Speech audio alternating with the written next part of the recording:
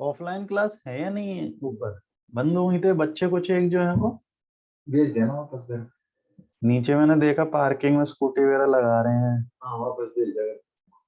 अच्छा ठीक ठीक। किसी के मैसेज नाइट में दिया था ना मैसेज। अच्छा अच्छा मतलब नहीं है कंप्लीट नहीं। ठीक है। ना चले अच्छी होगी क्लास। हाँ वो तो सत्यार्थ होंगे।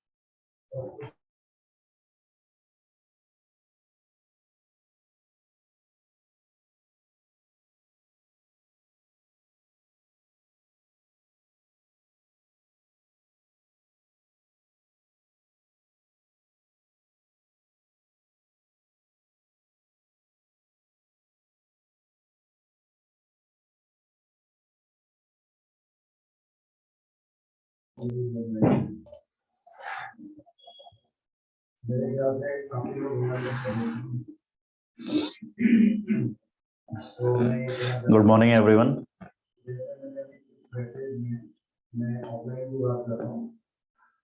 Good morning all.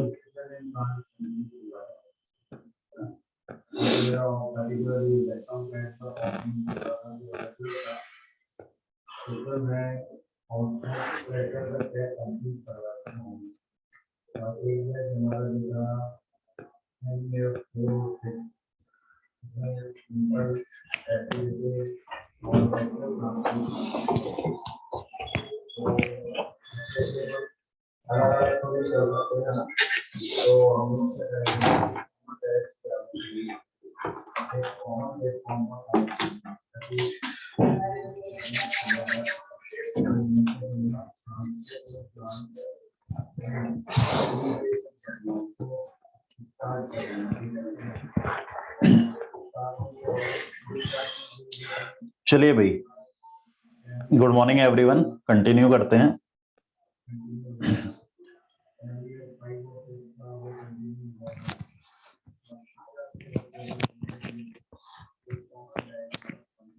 देखें अब कंटिन्यू करेंगे जैसा कि डिस्कशन चल रहा था अपना लास्ट में फ्लूइड वाला। तो फ्लूइड डायनामिक्स वाला सेक्शन के बाद हमने देखा था दैट इज विस्कोसिटी। विस्कोसिटी की बात हो गई थी अपनी। तो अब जो डिस्कशन पॉइंट है next chapter is surface tension. Surface tension continue करेंगे अपन, उसको देखना है मेनली हमें, ठीक है। अब इसके आगे देखते हैं सरफेस टेंशन। तो अगर अभी तक आपने मॉड्यूल नहीं लगाया तो एक्सरसाइज 1 लगा लीजिए। एक्सरसाइज 1 एटलीस्ट ये कर लिया करिए, जिससे कि कम से कम अपना हर टॉपिक में जो भी फॉर्मूले वगैरह हमने पढ़े हुए वो सबके क्वेश्चन हमें मिल जाए। तो एक्सरसाइज 1 में हमें मिल जाता है कंप्लीटली, है ना। तो इस तरीके से अपन देख सकते हैं। तो सबसे पहले सरफेस टेंशन कंटिन्यू करेंगे। आज सुबह की जितनी क्लासेस है सब ऑफ हो गई हैं, ऑफलाइन क्लासेस जितनी भी थी सब बंद रहेंगी, अब ऑनलाइन क्लासेस में कन्वर्ट हो जाएगा, उसका मैसेज भी आप लोगों के पास आ जाएगा। अगर कुछ चेंजेस होने हैं, आ भी चुका होगा मेरे अकॉर्डिंग, शायद नहीं आया है तो वो आ भी जाएगा। अगर कुछ बदलाव भी होने होंगे तो उसके मैसेज मिल जाएंगे आपको, है ना। ठीक है, तो मैसेज आ ही जाता है, हम लोगों से पहले आप लोगों के पास इंफॉर्मेशन पहुंचती है, ठीक है। तो कंप्लीट इंफॉर्मेशन होती है वो सबसे पहले आप लोगों के पास ही पहुंचती है, उसके बाद हमें बताया जाता है। चलिए, तो सरफेस टेंशन शुरू करेंगे। तो अभी सिचुएशन के अकॉर्डिंग जो भी बेस्ट पॉसिबल है वही कर पाएंगे, है ना। तो ऑनलाइन क्लास रहेंगी, ऑफलाइन अभी बंद रहेंगी, तो ऑनलाइन में ही कंटिन्यू करें। चलिए देखते हैं सरफेस टेंशन। सरफेस टेंशन क्या होता है, सरफेस फिनोमेना होता है, क्या रहता है, फॉर्मूला वगैरह वो सब बात की बात है। सबसे पहले इसमें कुछ एक बेसिक चीजें हमें देखनी होंगी, फिर आएंगे सरफेस टेंशन पर। बेसिक चीजें क्या हैं, कुछ फोर्सेस वगैरह की बात करनी होती है फ्लूइड के अंदर, वो देखें। तो अगर डिस्कशन करें कंटिन्यू, तो सबसे पहले जो पॉइंट आता है दैट इज कि कौन कौन से फोर्स हम फ्लूइड में डिस्कशन करते हैं। तो जो इंटरमोलिकुलर फोर्सेस हैं, जो मॉलिक्यूल्स के बीच में लग रहे होते हैं, दो टाइप का डिस्कशन किया जाता है। One is cohesive forces, other one is adhesive forces. Cohesive forces, adhesive forces, अब इसको याद आप कैसे रख सकते हैं। एडेसिव मतलब होता है अलग अलग मॉलिक्यूल्स के बीच में, ऐसे याद रख लो, कंफ्यूजन रहती है। तो एडेसिव ए से शुरू हो रहा है, तो मॉलिक्यूल्स अलग अलग, अलग अलग मतलब अलग अलग लिक्विड होगा। जैसे समझने के लिए बोला गया पेपर और इंक, ब्लैक बोर्ड और चौक, या फिर आप सिंपल से ऐसा समझ लीजिए एक ग्लास का टेबल है और इस पर पानी गिर गया। तो इनके वाटर और ग्लास के बीच में कौन सा फोर्स लग रहा होगा, अगर बात किया जाए वाटर और ग्लास के बीच में, तो एडेसिव फोर्स आ रहा होगा। और अगर वाटर वाटर मॉलिक्यूल्स के बीच में बात करें कि वाटर वाटर मॉलिक्यूल्स के बीच में, तो कोएसिव फोर्स हो जाएगा। तो ये दो फोर्सेस आपको ध्यान रखने होते हैं, नाम से ऐसा याद रख सकते हो। एडेसिव, एडेसिव में ए आ रहा है, तो अलग अलग मॉलिक्यूल्स, वाटर ग्लास सरफेस हो गया, पेपर इंक हो गया, ब्लैक बोर्ड चौक, ब्लैक बोर्ड पर जब हम चौक से लिखते हैं तो चौक का जो टिप है वो जैसे ही ब्लैक बोर्ड के कांटेक्ट में आता है, तो उनके बीच में क्या फोर्स लग रहा होता है, एडेसिव फोर्सेस, और उसी की वजह से हम आगे की तरफ लिख पाते हैं। फ्रिक्शन वगैरह लगता है, अगर चौक और उसके बीच में फोर्स ही नहीं आएगा तो चौक उस पर लिख ही नहीं पाएंगे अपन, ठीक। तो ये रिक्वायरमेंट होती है हम जब लिख रहे होते हैं, जैसे आप अपनी नोटबुक में पेन से लिख रहे होते हो, तो जो इंक है वो इंक इस पे फोर्सेस लगते हैं तो इंक उसके साथ स्टिक कर जाती है, इसीलिए हम लिखते चले जाते हैं। तो इंक और पेपर के बीच में कौन सा फोर्स लग रहा है, एडेसिव फोर्सेस। इंक और इंक के मॉलिक्यूल के बीच में कौन सा लग रहा होगा, दैट इज कोहेसिव फोर्सेस, ठीक। तो इस तरीके से इसे ध्यान रख सकते हैं, याद रखने का अपना अपना पैटर्न होता है। एडेसिव का मैंने ऐसा बोल दिया कि अलग अलग मॉलिक्यूल्स के बीच में लगने वाला, यानी अलग अलग लिक्विड होंगे, ठीक है, ऐसे ध्यान रख सकते हो आप। चलिए, अब ये जो फोर्स होता है, ये इंटरमोलिकुलर फोर्स होते हैं, दे आर इलेक्ट्रोमैग्नेटिक। ऑल्दो इनका कुछ ज्यादा डेप्थ की रिक्वायरमेंट नहीं है कि इलेक्ट्रोमैग्नेटिक कैसे, कि भाई जो मॉलिक्यूल मॉलिक्यूल हैं उनके पॉजिटिव चार्ज, उनके अंदर प्रोटॉन हो गए, उनके अंदर उनके अंदर इलेक्ट्रॉन हो गए, तो उनमें जो फोर्सेस लग रहे होंगे वो दे आर इलेक्ट्रोमैग्नेटिक। अब पढ़ चुके हैं आप 12th वाला सेक्शन भी, तो इलेक्ट्रोस्टैटिक फोर्सेस, मैग्नेटिक फोर्सेस, वो सब एग्जिस्टेंस में होते हैं, तो ये रिलेशन होता है। अब इसके आगे जो डिस्कशन है ये देखें कि ये ग्रेविटेशनल फोर्स से थोड़ा सा अलग होता है इंटरमोलिकुलर फोर्सेस, क्योंकि ये ओबे नहीं करता है। इनमें से कुछ आपको ध्यान रखने वाली बात नहीं है, केवल आप इतना सा ध्यान रखें कि ये जो फोर्सेस हैं ये कहाँ मिल रहे हैं हमें, मॉलिक्यूल्स के बीच में। अलग सेम मॉलिक्यूल हैं तो कोएसिव फोर्सेस, अलग अलग है तो एडेसिव फोर्सेस। अब ये जो फोर्सेस हैं, एक एक एटम हो गया या एक मॉलिक्यूल हो गया, ये दूसरे मॉलिक्यूल पर फोर्स लगा रहा होगा, उसके लिए एक रेंज डिफाइन की जाती है। अब आप मॉडर्न फिजिक्स भी पढ़ चुके हैं तो उसमें भी वो देख सकते हो कि जब न्यूक्लियस के अंदर न्यूक्लियस फोर्सेस होते हैं तो उनके लिए रेंज अलग अलग होती है, ज्यादा नजदीक आने लगेंगी तो फोर्सेस अट्रैक्शन के थोड़ा होते हैं तो रिपल्सिव के, ये सब बातें भी आपने पढ़ ली होंगी, है ना। तो कहना क्या चाह रहे हैं, मॉलिक्यूल्स के बीच में जो फोर्स लग रहा है जिन पर हम डिस्कशन करना चाह रहे हैं वो up to a certain range तक होता है, एक रेंज तक, उसके आगे निकल गए मॉलिक्यूल, उससे दूर हो गए तो वो फोर्सेस एग्जिस्टेंस से खत्म हो जाते हैं। तो हमारा क्या काम है, बस आप तो इतना सा ध्यान रख लीजिए कि फोर्सेस एग्जिस्ट करते हैं सेम मॉलिक्यूल्स के बीच में, कोहेसिव, अलग अलग के बीच में एडेसिव, और ये जो फोर्सेस लग रहे हैं up to a certain range, ऐसा नहीं कि मॉलिक्यूल बहुत दूर भी होगा तो अभी वो फोर्स एक्सर्ट कर रहे होंगे एक दूसरे पर, नहीं, up to a certain range, उसे मॉलिक्यूलर रेंज बोल देते हैं। मॉलिक्यूलर रेंज बोला जाता है जो कि 10⁻⁹ मीटर तक इफेक्टिव रहती है। ठीक, याद रहे तो ठीक, वरना कोई बात नहीं, ध्यान रखें बस इतना था कि हाँ कुछ फोर्स होते हैं जो कुछ सर्टेन रेंज तक रहते हैं। अब सरफेस टेंशन क्यों आती है, क्या रीजन है इसका, एक पूरा थ्योरी लिखा हुआ है, इसको बिल्कुल ब्रीफ में अपन देख लेते हैं, क्योंकि अपन से एक्सप्लेनेशन तो मांगेगा नहीं, अल्टीमेटली हमें क्या करना है, हमें तो क्वेश्चन सॉल्व करने हैं, तो क्वेश्चन में हमसे एक्सप्लेनेशन नहीं मांगता है सरफेस टेंशन क्या होगा, क्यों लग रहा है, उसे ब्रीफ में मैं थोड़ा सा आपको समझाता हूँ, पूरा जो लिखा गया है इसको यहाँ देखें। क्या होता है एक्चुअल में, जो सारे मॉलिक्यूल हैं, पूरा एक जो कंटेनर है, इसमें इनफाइनाइट नंबर ऑफ मॉलिक्यूल्स हैं, इनमें से कुछ एक सिलेक्टिव मॉलिक्यूल्स को पकड़कर हमने स्टडी करना शुरू किया। तो हमने बोला एक ये डी मॉलिक्यूल है, पहले डी मॉलिक्यूल को देखा कि डी मॉलिक्यूल के सराउंडिंग में जितने भी मॉलिक्यूल होंगे, जहां तक इंटरमॉलिक्यूलर फोर्सेस इफेक्टिव होते हैं, तो उसकी रेंज क्या होती है, 10⁻⁹ मीटर, मतलब 10 एंगस्ट्रॉम के आसपास आप मान सकते हैं। तो वहां तक के जो इतने भी मॉलिक्यूल होंगे, वो मॉलिक्यूल इस वाले को क्या करने की कोशिश करेंगे, जो सेंटर पे बैठा हुआ है इसको अट्रैक्ट करने की कोशिश करेंगे। तो एक मॉलिक्यूल सेंटर पे बैठा दिया, डी मॉलिक्यूल सेंटर पे बैठाया हुआ है, और इसके सराउंडिंग में जितने भी मॉलिक्यूल है इसको क्या करेंगे, अट्रैक्ट करेंगे। तो इसके ऊपर जो नेट फोर्स आ जाएगा वो कितना आ जाएगा, 0, क्योंकि इसके चारों तरफ क्या है, मॉलिक्यूल प्रेजेंट है, सब इक्वल फोर्सेस लगा रहे होंगे, तो सबका नेट मिलाकर कितना आ जाता है, 0 आ जाता है। ये जो कंप्लीट हो रहा है इस स्पेयर को, ऑल्दो ये हायर स्टडीज में काम आता है, एमएससी वगैरह में, इसे बोलते हैं sphere of influence. Sphere of influence का मतलब है किस रेंज तक एक मॉलिक्यूल दूसरे मॉलिक्यूल को क्या करेगा, इन्फ्लुएंस करेगा, तो वो उसे बोल रहे थे मॉलिक्यूलर रेंज। और फिर ऐसे करते करते एक स्पेयर तैयार हो जाएगा, जब स्पेयर तैयार हो जाएगा तो स्पेयर को बोल देते हैं स्पेयर ऑफ इन्फ्लुएंस, जहां तक सेंटर पे बैठा हुआ जो मॉलिक्यूल है उसको कोई दूसरा मॉलिक्यूल इफेक्ट कर रहा है, तो इसे बोलते हैं स्पेयर ऑफ इन्फ्लुएंस। तो अब स्पेयर ऑफ इन्फ्लुएंस जितने भी मॉलिक्यूल हैं जो लिक्विड के अंदर की तरफ दिखेंगे, इनके स्पेयर ऑफ मॉलिक्यूल्स हमें कैसे दिखेंगे, कंप्लीट। बट जैसे जैसे आप सरफेस की तरफ जाते जाओगे तो आपको दिखने लगेगा कि यार मैं यहाँ तक गया, सी वाले मॉलिक्यूल तक, यहाँ तक, तो इसका स्पेयर ऑफ इन्फ्लुएंस तो कंप्लीट है, लेकिन जैसे ही हल्का सा ऊपर गए हम, इससे थोड़ा सा भी ऊपर गए, ये एक्स वाई लाइन ये बताने की कोशिश कर रही है, इससे नीचे रहोगे तो क्या रहेगा, जितने भी मॉलिक्यूल होंगे उनका स्पेयर ऑफ इन्फ्लुएंस कैसा रहेगा, कंप्लीट रहेगा।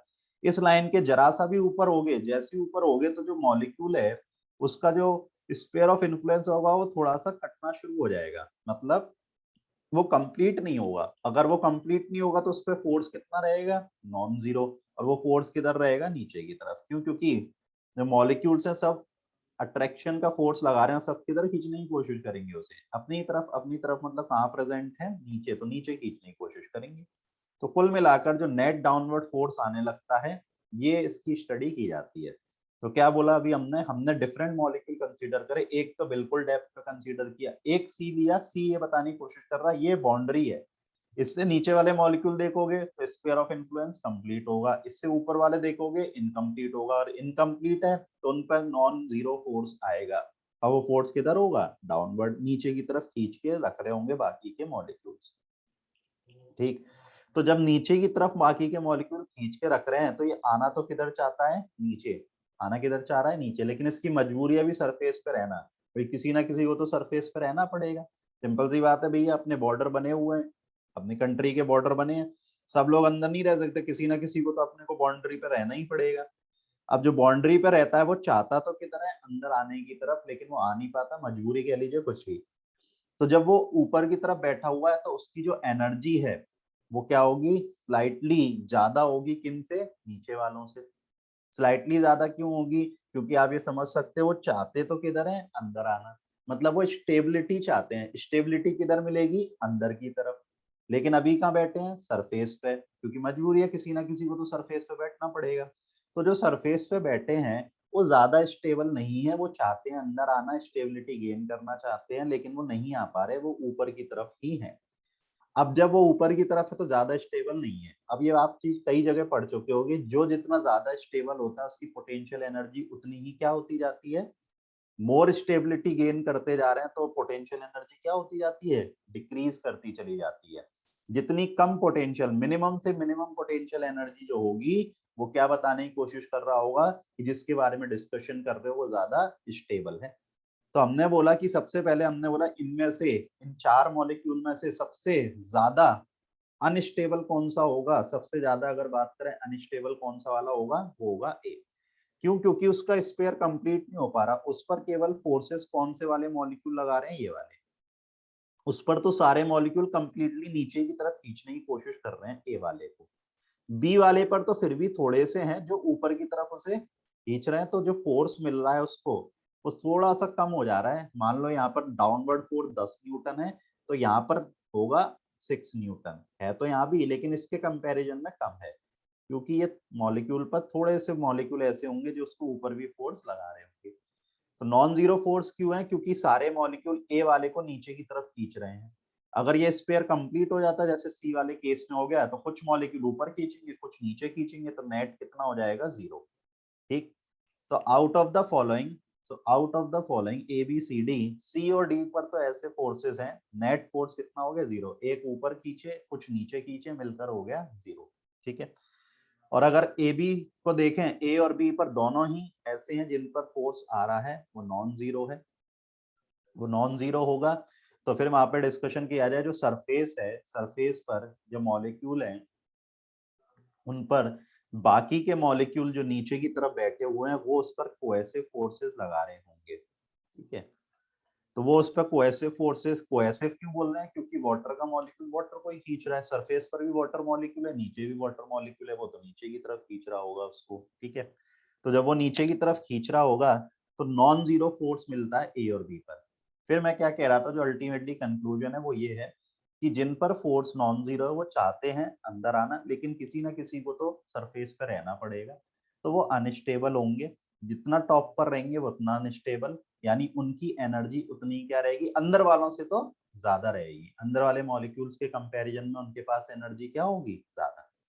अब इसको बताने के समझाने के सबका अपना अपना पैटर्न होता है। मैं इस तरीके से समझाता हूँ कि जो सरफेस पर बैठे हुए मॉलिक्यूल हैं वो चाहते तो हैं अंदर आना, लेकिन नहीं आ पा रहे हैं, तो ऑब्वियस है वो अनस्टेबल फॉर्म में होंगे, स्लाइटली अनस्टेबल होंगे एज कंपैरिजन टू अंदर वाले मॉलिक्यूल। तो उनकी जो पोटेंशियल एनर्जी होगी वो अंदर की तरफ, उनकी जो पोटेंशियल एनर्जी होगी वो अंदर वालों से क्या होगी, ज्यादा होगी। ठीक है। अब जो डिस्कशन की बात है कि ये पोटेंशियल एनर्जी जो आ रही है ये सब कितनी होती है, क्या होता है, इन सब के बारे में मैं थोड़ा और डिस्कशन और बढ़ाना होता है। तो अभी तो ये है। Thank you.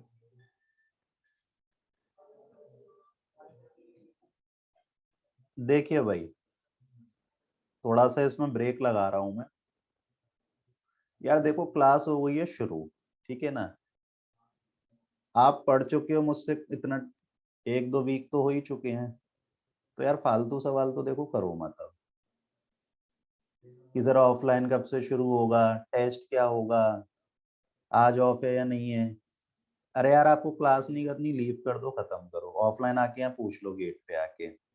मैसेज नहीं आया है तब भी आपको खबर लग गई होगी। मान लो कंफ्यूजन है, मान लीजिए कंफ्यूजन है, तो आप थोड़ा सा वेट कर लीजिए, आज का आज ऑनलाइन कर लो, कल से ऑफलाइन कर लेना। अगर ऑफलाइन होनी होगी तो ऑफलाइन का इन्फॉर्मेशन आ जाएगा आप लोगों के पास। क्लास चालू हो चुकी है, हम कुछ चीज समझाने की कोशिश कर रहे हैं, आप उसी में, आपका दिमाग वही है यार, ऑफलाइन चालू है या नहीं है, ऑफलाइन चालू है या नहीं है यार।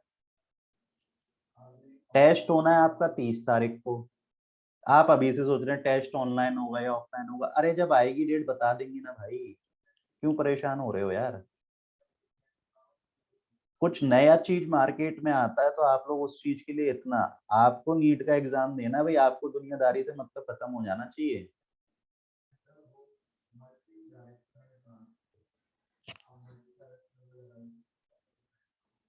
आपका काम है पढ़ने का भाई, कल की डेट में क्या होना है, जब कल आएगा वो आपको पता लग जाएगी। आज की इंफॉर्मेशन के अकॉर्डिंग आपको बता दिया है। टेस्ट जब आप तो इस तरीके से बिहेव कर रहे हो, टेस्ट जब आएगा तो उसमें तो आप कितना नंबर पूछने लगेंगे तो कोई नहीं बताता है। फिर ऑफलाइन क्लास के लिए इतने परेशान हो रहे हैं कि ऑफलाइन ऑफलाइन जब लग रही होती तो सुबह कितने बच्चे आते हैं, हम क्या जानते नहीं है कितने आते हैं उसमें।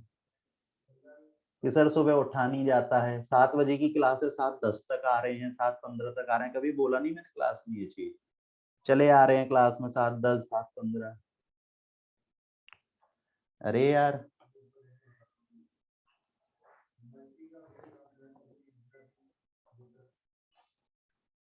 कई लोगों के रात में मैसेज आ रहे हैं कि सर अचीवर वालों का तो ऑफ नहीं किया, लीडर वालों का तो ऑफ नहीं किया, हमारा क्यों कर दिया। अरे हमें क्या मजा आ रहा है क्या यार?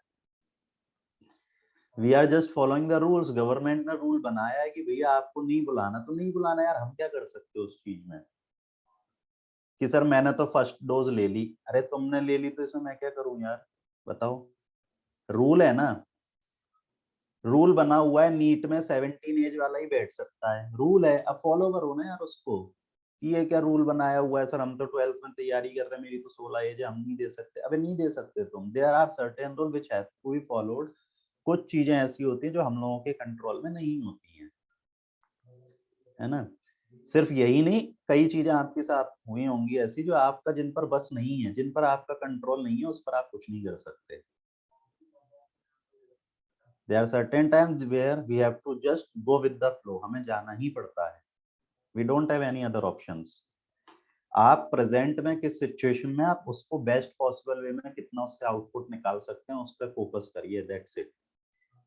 Best possible way. और इतना ट्रस्ट रखिए कि एलन की तरफ से जो होगा वो आपके बेस्ट, हमसे जितना हो पाया यार, कम से कम लीडर अचीवर वाली ऑफलाइन क्लास बचा सके तो सिस्टम ने वो बचाने की कोशिश करी है कि यार ऑफ, हमें भी मालूम है कि ऑफलाइन से बढ़िया कुछ नहीं है।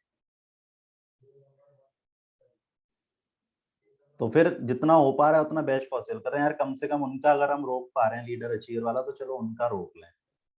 तो इसीलिए उनकी क्लास कंटिन्यू कर रखी है। अभी हो सकता है कल को उसके लिए भी ऑर्डर आ जाए, तो क्या जबरदस्ती थोड़ी ना लगा लेंगे हम क्लास, है ना। तो आप थोड़ा सा इतना अपना पेशेंस लेवल रखिए, क्योंकि पेशेंस और कंसिस्टेंसी बहुत जरूरी है। बाकी चीजों से हैम्पर मत होइए। अगर कुछ सिचुएशन में बदलाव भी होते तो ये कोई ब्रेकिंग न्यूज नहीं होगी, आज तक और एबीपी न्यूज वाले नहीं हो कि उस पर टीआरपी के लिए चालू हो जाए, डिस्कशन कर रहे हैं, रात के 1-1 बजे तक सोए नहीं, कोई भी नहीं हो गया आप लोग, मुझे मानो। सुबह 7 बजे क्लास है लेकिन ये इसी कश्मकश में सो ही नहीं रहे हैं।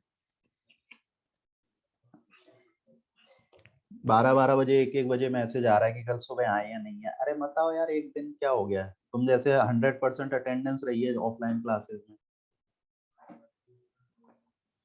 है? नहीं रही होगी ना कहीं एक आध दिन ऐसा रहा होगा, तो यही सोच लो कि यार आज ऑफलाइन क्लास नहीं करते हैं, आज बाकी एक दिन में अपना पूरा क्लियर हो जाएगा सीन। ऐसा ऑलरेडी क्लियर है, नहीं भी है तो आप सोते ना आराम से यार, 12 बजे सो गए यार, सुबह 6 बजे उठेंगे अपन। अगर मैसेज आ जाएगा तो ठीक, नहीं आएगा तो कोई बात नहीं, हम ऑनलाइन ही कर लेंगे एक दिन, या एक क्लास कर लेंगे, 2 क्लास कर लेंगे, है ना। तो थोड़ा सा पेशेंस रखा करिए चीजों के लिए, ऐसे ऐपर मत रहिए, और जब क्लास शुरू हुई तो क्लास का फोकस करिए, फालतू के सवाल मत किया करिए। ये पूछ रहे हैं कल आए या नहीं है, अरे मत आओ यार।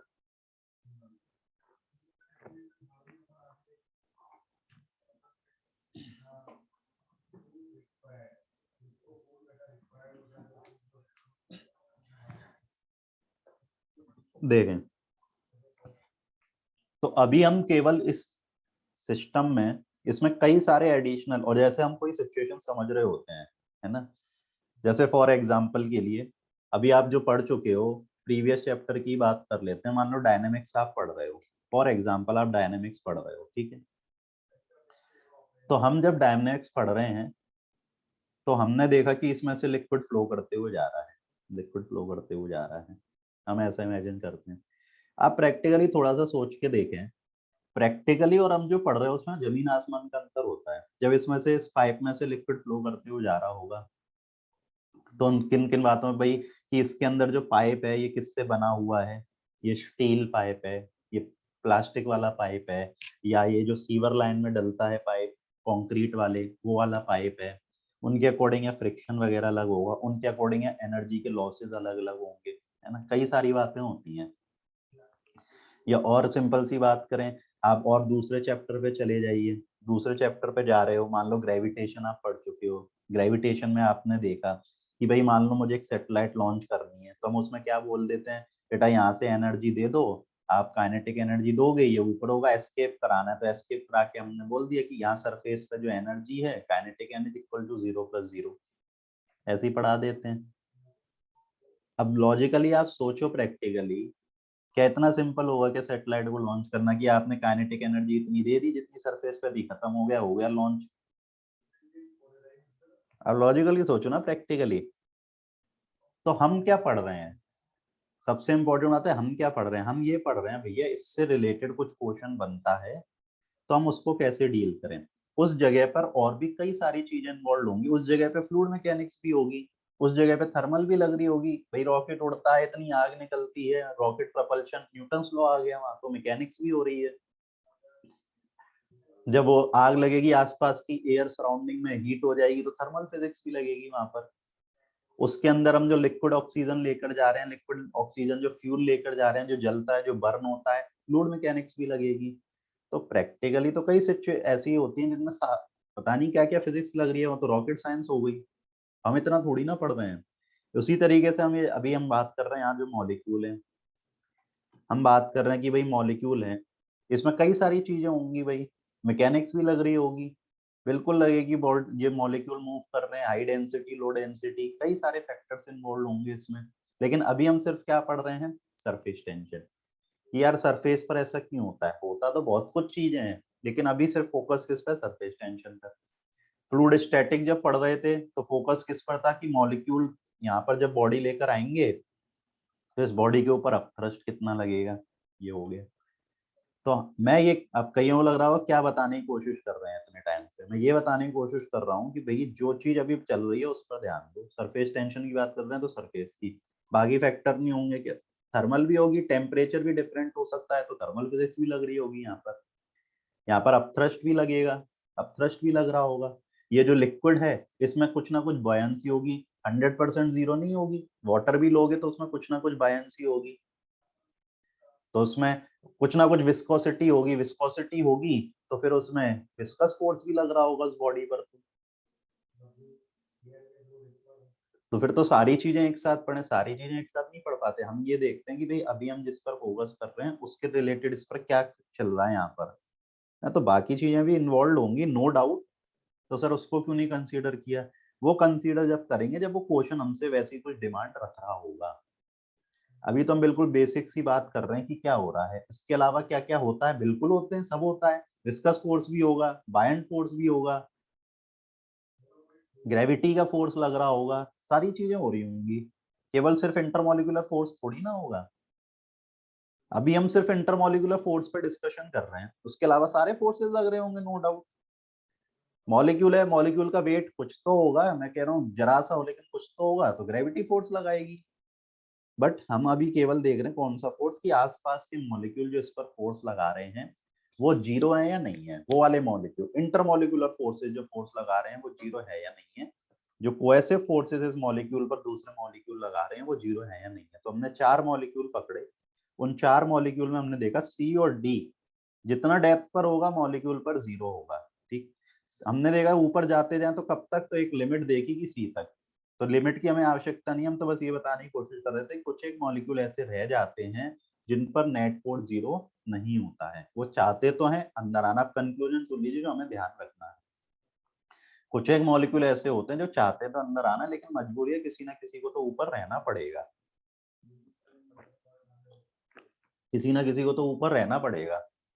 हमने बोला तो यानी जो ऊपर वाले मॉलिक्यूल हैं जिनको इस तरीके से बोल दिया, ऊपर वाले मॉलिक्यूल ना बोलते हुए इनको टेक्निकली शब्द क्या इस्तेमाल कर लिया, जिनका sphere of influence, sphere of influence मतलब किसी मॉलिक्यूल पर आसपास वाले मॉलिक्यूल जो इन्फ्लुएंस डाल रहे हैं, जो उसको अट्रैक्ट करना चाह रहे हैं, अगर वो स्पेयर कंप्लीट नहीं है, तो कंप्लीट नहीं है यानी एक तरफ का जो इफेक्ट होगा वो ज्यादा हो रहा होगा, इसीलिए वो कंप्लीट नहीं हो पा रहा है। तो ए और बी वाले मॉलिक्यूल ऐसे जिनका स्पेयर कंप्लीट नहीं है, तो उससे क्या फायदा, उससे ये हमें नजर आता है कि इनके ऊपर जो फोर्स है कोएसिव फोर्स है अदर मॉलिक्यूल्स के द्वारा, वो जीरो नहीं हो पा रहा है, नेट फोर्स जीरो नहीं हो पा रहा है। उससे क्या है, उससे हम ये समझते हैं कि यार ये मॉलिक्यूल जो है ये अनस्टेबल फॉर्म में है, ये नीचे आना चाहता है, लेकिन बाउंड्री पर किसी ना किसी को तो सेवा देनी पड़ेगी। तो यानी ये मॉलिक्यूल चाहते थे नीचे आना लेकिन नहीं आ पा रहे, यानी ये उतने स्टेबल नहीं है, यानी उनकी जो पोटेंशियल एनर्जी होगी वो अंदर वालों के कंपैरिजन में क्या होगी, ज्यादा होगी। तो फिर हम बोलते हैं कि टू गेन स्टेबिलिटी मॉलिक्यूल जितना हो सके, यार ये बात समझ में आ रही है, किसी ना किसी को तो रहना पड़ेगा सरफेस पर, लेकिन जितना हो सके हम जो सरफेस वाला जो बाहर वाला जो एरिया है इसको कम करने की कोशिश करें, सरफेस एरिया को क्या बनाने की कोशिश करें, मिनिमम। क्योंकि सरफेस एरिया जितना मिनिमम हो जाएगा, ज्यादातर मॉलिक्यूल किधर आ जाएंगे, अंदर की तरफ। एक पानी की लेयर ले लो और एक पानी की बूंद ले लो, तो इस वाले केस में मैक्सिमम मॉलिक्यूल कहाँ दिखेंगे आपको, सरफेस पर, और इस वाले केस में मैक्सिमम मॉलिक्यूल किधर आ जाएंगे, अंदर। तो सरफेस एरिया जितना मिनिमम होता चला जाएगा, सरफेस एरिया मतलब outer surface area, surface area का मतलब क्या होता है, बाहर वाली दुनिया। तो जो बाहर वाला जो लेयर है वो उतना ही कम हो जाएगा। तो हर लिक्विड चाहता है अपनी जो सरफेस है उसको मिनिमम से मिनिमम करवाना, उसे कॉन्ट्रैक्ट करवाना, कि यार जितना पॉसिबल हो सके हम उसे क्या कर लें, कॉन्ट्रैक्ट। क्यों, क्योंकि जो सरफेस पर मॉलिक्यूल बैठे हुए हैं यार वो भी अपने भाई बंधु हैं, नीचे भी वाटर मॉलिक्यूल है, ऊपर भी वाटर मॉलिक्यूल है, तो यार वो भी अपना भाई है यार, तो उसको भी हम उसकी एनर्जी भी क्या करवाना चाहते हैं, कम से कम, जिससे कि वो स्टेबिलिटी गेन कर पाए। तो इसीलिए जो सरफेस होता है, सिर्फ सरफेस, इस सरफेस पर एक फिनोमेना होने लगती है कि यार सरफेस एरिया को क्या कर लो, कम से कम, सरफेस एरिया को क्या करो, कम से कम। तो यही फिनोमेना जो चल रही है कि सरफेस एरिया कम से कम कराना, तो सरफेस पर एक टेंशन रहती है, उसे बोल देते हैं सरफेस टेंशन। तो लिक्विड के अंदर क्या हो रहा है उसकी कोई चर्चा नहीं हो रही, चर्चा हो रही है कि लिक्विड के सिर्फ सरफेस पर एक फिनोमेना हो रही होती है। फिनोमेना क्या हो रही होती है कि वो अपने मॉलिक्यूल्स को अंदर की तरफ खींचना चाहता है, यानी सरफेस एरिया को कम करना चाहता है, और उसी को बोल देते हैं, इस फिनोमेना को, सरफेस टेंशन। अब ये सब समझाने वाली बातें, आपको जो अल्टीमेटली ध्यान रखनी है वो ये है, स्फीयर ऑफ इन्फ्लुएंस कोई हमसे पूछ नहीं है। स्फीयर ऑफ इन्फ्लुएंस का मतलब ये होता है कि आसपास के मॉलिक्यूल मिलकर अगर एक कंप्लीट स्फीयर बना लेते हैं, तो मतलब हम बोल देते हैं कि भाई उस पर नेट फोर्स जीरो होगा। ठीक है, तो डी फिगर कंप्लीट हो जाता है, उस पर फुल फोर्स हो गया। सी वाला भी कंप्लीट है, लेकिन ए और बी वाले कंप्लीट नहीं है, उन पर फोर्सेस लग रहे होंगे। पूरी उस यही लिखी गई है, पूरी रामायण इसी पे जती जा रही है, जो इतनी देर से मैं समझा रहा था कि सबसे ज्यादा जो फोर्स है वो ए वाले पर होगा, क्योंकि वो उसका स्पेयर सबसे कम इनकम्प्लीट है, उस पर सबसे ज्यादा फोर्स है, सबसे ज्यादा अनस्टेबल है, तो उसकी एनर्जी सबसे ज्यादा होगी। अब वो अपनी एनर्जी को क्या करना चाह रहा है, कम करना चाह रहा है। वो अपनी एनर्जी को क्या करना चाह रहा है, कम, अपनी पोटेंशियल एनर्जी को डिक्रीज करना चाहता है। डिक्रीज कैसे करेगा, डिक्रीज करने के लिए वो अपने सरफेस को क्या करना चाहेगा, कम करना चाहेगा। तो surface tend to contract to a minimum possible area, जितना पॉसिबल हो सके यार उतना सरफेस एरिया क्या हो जाए, कम, जिससे कि फायदा ये होगा सरफेस पर मॉलिक्यूल उतने ही कम रहेंगे, और जितने कम रहेंगे यानी उतनी ही अपनी जो पोटेंशियल एनर्जी जो है वो अपन कम बना सकते हैं। इसी को बोलते हैं सरफेस टेंशन। वो जो सरफेस पर बैठे हुए मॉलिक्यूल हैं, तो उनके जो भाई बंधु नीचे हैं वो चाह रहे हैं कि वो भी यार नीचे की तरफ आ जाएं, तो सरफेस एरिया को मिनिमम करने की जो कार्रवाई चल रही है, इसी को बोल देते हैं सरफेस टेंशन। अब थोड़ा सा इसको रिलेट करना टफ रहता है कि यार क्या कहना चाह रहे हैं, बिल्कुल सही बात है, इसमें कोई ऐसा नहीं है कि यार मेरे ही समझ में नहीं आ रहा है क्या। बिल्कुल, जैसे जैसे आप आगे बढ़ते जाते हैं, समय बढ़ता जाता है, एक्सपीरियंस के साथ भी कई चीजें आपको ग्रेस्प होती जाती हैं, है ना। जैसे फॉर एग्जांपल के लिए, जब आप बिल्कुल शुरुआत में जब पढ़ना शुरू किए थे, वेक्टर ही पढ़े थे, तो वेक्टर भी समझ नहीं आता था यार, ये यूनिट वेक्टर क्या है, ये पोलर वेक्टर क्या है, एक्सियल वेक्टर क्या है। समय के साथ धीरे धीरे जब आगे बढ़ते जाते हैं चैप्टर में, धीरे धीरे आप आगे बढ़ते जाते हैं, तो आपको पुरानी चीजें ऐसा लगता है यार वो तो कुछ थी नहीं, यही टफ है। फिर इससे भी आगे निकलोगे तो लगता है यार ये तो कुछ था ही नहीं, वो वाला टफ है। तो अभी चीजें ऐसी लगेंगी कि हाँ यार क्या कहना चाह रहे हैं, तो उसके लिए घबराए नहीं, जो जरूरी बात है वो मैंने आपको बता दी शुरू से। कोएसिव और एडेसिव फोर्सेज, एडेसिव फोर्सेज अलग अलग मॉलिक्यूल, अलग अलग लिक्विड्स के बीच में जो लग रहे होते हैं, कोएसिव सेम मॉलिक्यूल्स मतलब सेम लिक्विड के अंदर की चर्चा हो रही होती है। फिर सरफेस टेंशन को थोड़ा सा बताने की कोशिश करिए, it is a surface phenomena, ये सारी कहानी सरफेस पर चल रही है। क्यों, क्योंकि जो सरफेस पर मॉलिक्यूल हैं वो अनस्टेबल है। क्यों अनस्टेबल है? क्योंकि उनके ऊपर फोर्सेस आ रहे हैं। कौन लगा रहे हैं? वो नीचे वाले। वो चाह रहे हैं नीचे वाले उसको नीचे की तरफ खींचना, लेकिन उनकी मजबूरी है ऊपर रहना, क्योंकि बाउंड्री पर किसी ना किसी को तो रहना पड़ेगा। तो फिर क्या करने की कोशिश करते हैं? फिर ऐसा सोचते हैं कि यार लाओ ऐसा करते हैं कि सरफेस जो है उसको कम से कम करने की कोशिश करें, मिनिमम से मिनिमम बनाने की कोशिश करें। बना पाए या नहीं बना पाए वो तो छोड़ो, लेकिन कोशिश तो चल रही है, खींचातानी तो चल रही है। तो सरफेस पर वो खींचातानी जो चल रही है उसी को बोल रहे हैं अपन सरफेस टेंशन। क्यों? क्योंकि वहां की पोटेंशियल एनर्जी ज्यादा है। अल्टीमेटली एनर्जी तक ही पहुंचना है हमें। शुरुआत हम सरफेस टेंशन से करते हैं। वो जो खींचातानी चल रही है दैट इज सरफेस टेंशन। ठीक है।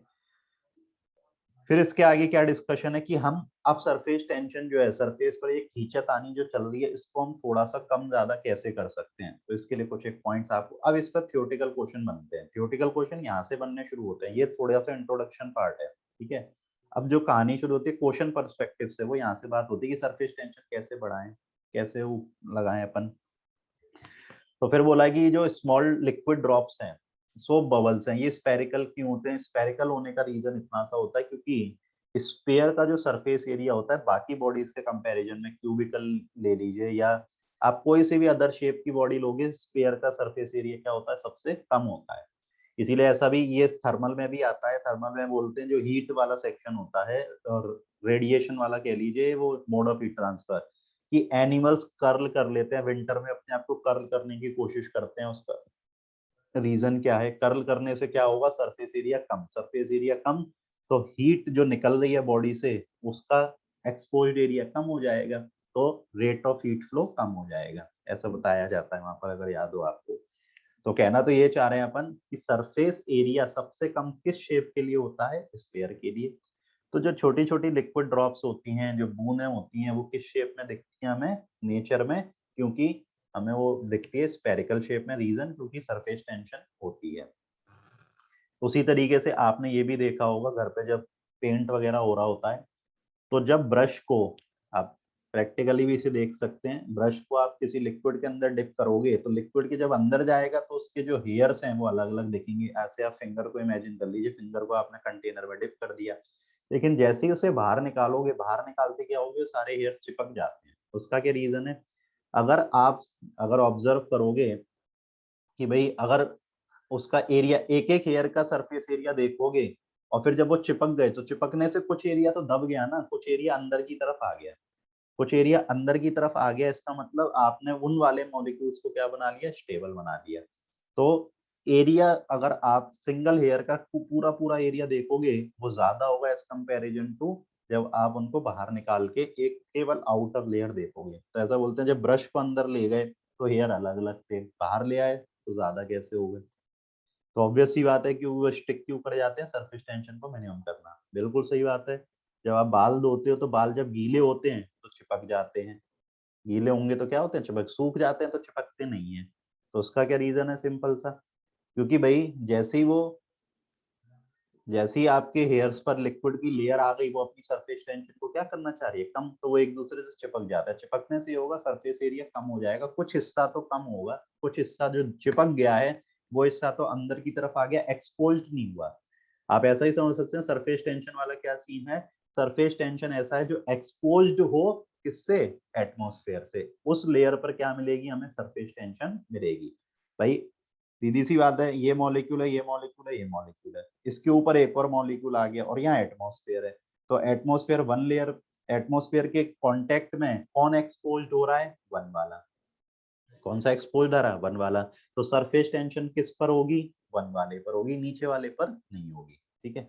नाम ही है सरफेस। सरफेस मतलब क्या होता है ऐसा आप समझ लीजिए। इसको इसीलिए बोल रहा हूँ क्योंकि आगे काम आता है कि सरफेस मतलब क्या है। आप ऐसा इमेजिन कर लीजिए, वो लेयर जो किसके कांटेक्ट में आ रही है? एटमॉस्फेयर। वो लेयर जो किसके कांटेक्ट में आ रही होगी? एटमॉस्फेयर के, उसे अपन बोल देते हैं, उस लेयर पर होगी सरफेस टेंशन, उसके अंदर वाली लेयर पर नहीं होगी। Flotation of needle on water, इसे अभी हम देखेंगे कि formation of lead shot. Lead shots की फॉर्मेशन का क्या मतलब है? इसको बनाया जाता है लेड शॉट्स, या आपने देखा भी हो मेले में जाते हैं तो मेले में जो छोटे छोटे बलून वाले होते हैं जिसमें फोड़ रहे होते हैं अपन, बंदूक से जो चला रहे होते हैं, उसके अंदर जो छोटी छोटी गोलियां होती हैं, they are lead shots. Lead से बनी होती हैं वो। तो वो कैसे बनती है अगर बात करें, मान लो किसी हाइट पर, ये बिल्कुल मैं बेसिक फिर से मैं बोल दूं, मैं बिल्कुल आपको रफ आइडिया दे रहा हूँ, होता तो कई सारी चीजें हैं लेकिन उसको रफ आइडिया देते हैं कि आपने लेड लिया, उसे पिघला लिया, मेल्ट कर लिया, मेल्ट करके आप उसे किसी हाइट पर ले गए, ऐसे ही बनती है वैसे, बस उसमें और भी चीजें कई इन्वॉल्व होती हैं। और उस हाइट पर जाके आपने धीरे धीरे क्या करना शुरू किया, उस लिक्विड को पोर किया, ये लिक्विड की कुछ सेक्शन पोर हुआ। तो ये जैसे जैसे नीचे आता जाएगा वैसे वैसे ही अपने सरफेस एरिया को क्या करना चाहेगा, कम। और फिर इससे बोला जाएगा तुम सरफेस एरिया कैसे कम करोगे, तो कम कैसे करूंगा कि मुझे स्पेरिकल शेप हो जाएगी मेरी। तो वो जैसी स्पेरिकल शेप, ऊपर से तो लिक्विड टपकाया लेकिन जब वो नीचे आता जाएगा तो कैसी शेप अटेन करता जाएगा, स्पेरिकल। तो ये लेड शॉट्स तैयार होते चले जाते हैं अपने, कि ऊपर से आपने पिघलता हुआ लेड गिराया और जैसे जैसे वो नीचे की तरफ आ रहा है, मतलब वो किससे एक्सपोज हो रहा है, एटमोस्फेयर से। एटमोस्फेयर से जैसे एक्सपोज होगा वो अपने सरफेस एरिया को कम करेगा, कम कैसे करेगा कि वो स्पेरिकल शेप अटेन करने की कोशिश करेगा। जितना सिकुड़ने की कोशिश करेगा उतना बेनिफिट होगा उसे, तो सिकुड़ते सिकुड़ते कैसी शेप बन जाती है, स्पेरिकल। ठीक है। और क्या है, डर्टी क्लॉथ बिकम, ऐसा भी देखा होगा भाई, ठंडे पानी में कपड़े धोना मुश्किल होता है, गर्म पानी में स्लाइटली इजी हो जाता है। तो उसमें क्या है, ऐसा ऐसे भी बात की जाती है, गर्म पानी में टेम्परेचर बढ़ाने से ऐसा क्या हो जाता है, ये टेम्परेचर बढ़ाकर उसमें डिटर्जेंट डालने से क्या हो जाता है, तो सारा खेल किस चीज का होता है, सरफेस टेंशन का। कि सरफेस टेंशन कम हो जाएगी, सरफेस के पर जो टेंशन है वो कम कर दोगे तो कपड़े धोना इजी हो जाता है। अभी इस पर और डिस्कशन करेंगे। तो ये कुल मिला के क्या है, हमें नेचर में दिखने वाले कहाँ कहाँ सरफेस टेंशन का रोल है उस पर बात हुई है, ध्यान रखना पड़ेगा। अब आ जाता है कि भाई सरफेस टेंशन किन किन बातों पर डिपेंड करती है, तो सरफेस टेंशन किन किन बातों पर डिपेंड करेगी, ऑब्वियस है कोएसिव फोर्सेस पर। अब इसमें आप खुद ही समझ सकते हैं, कोएसिव फोर्सेस जितने ज्यादा होंगे, मॉलिक्यूल जितना ज्यादा खींचने की कोशिश करेंगे, खींचातानी जितनी ज्यादा होगी, सरफेस टेंशन उतनी क्या होगी, ज्यादा हो जाएगी।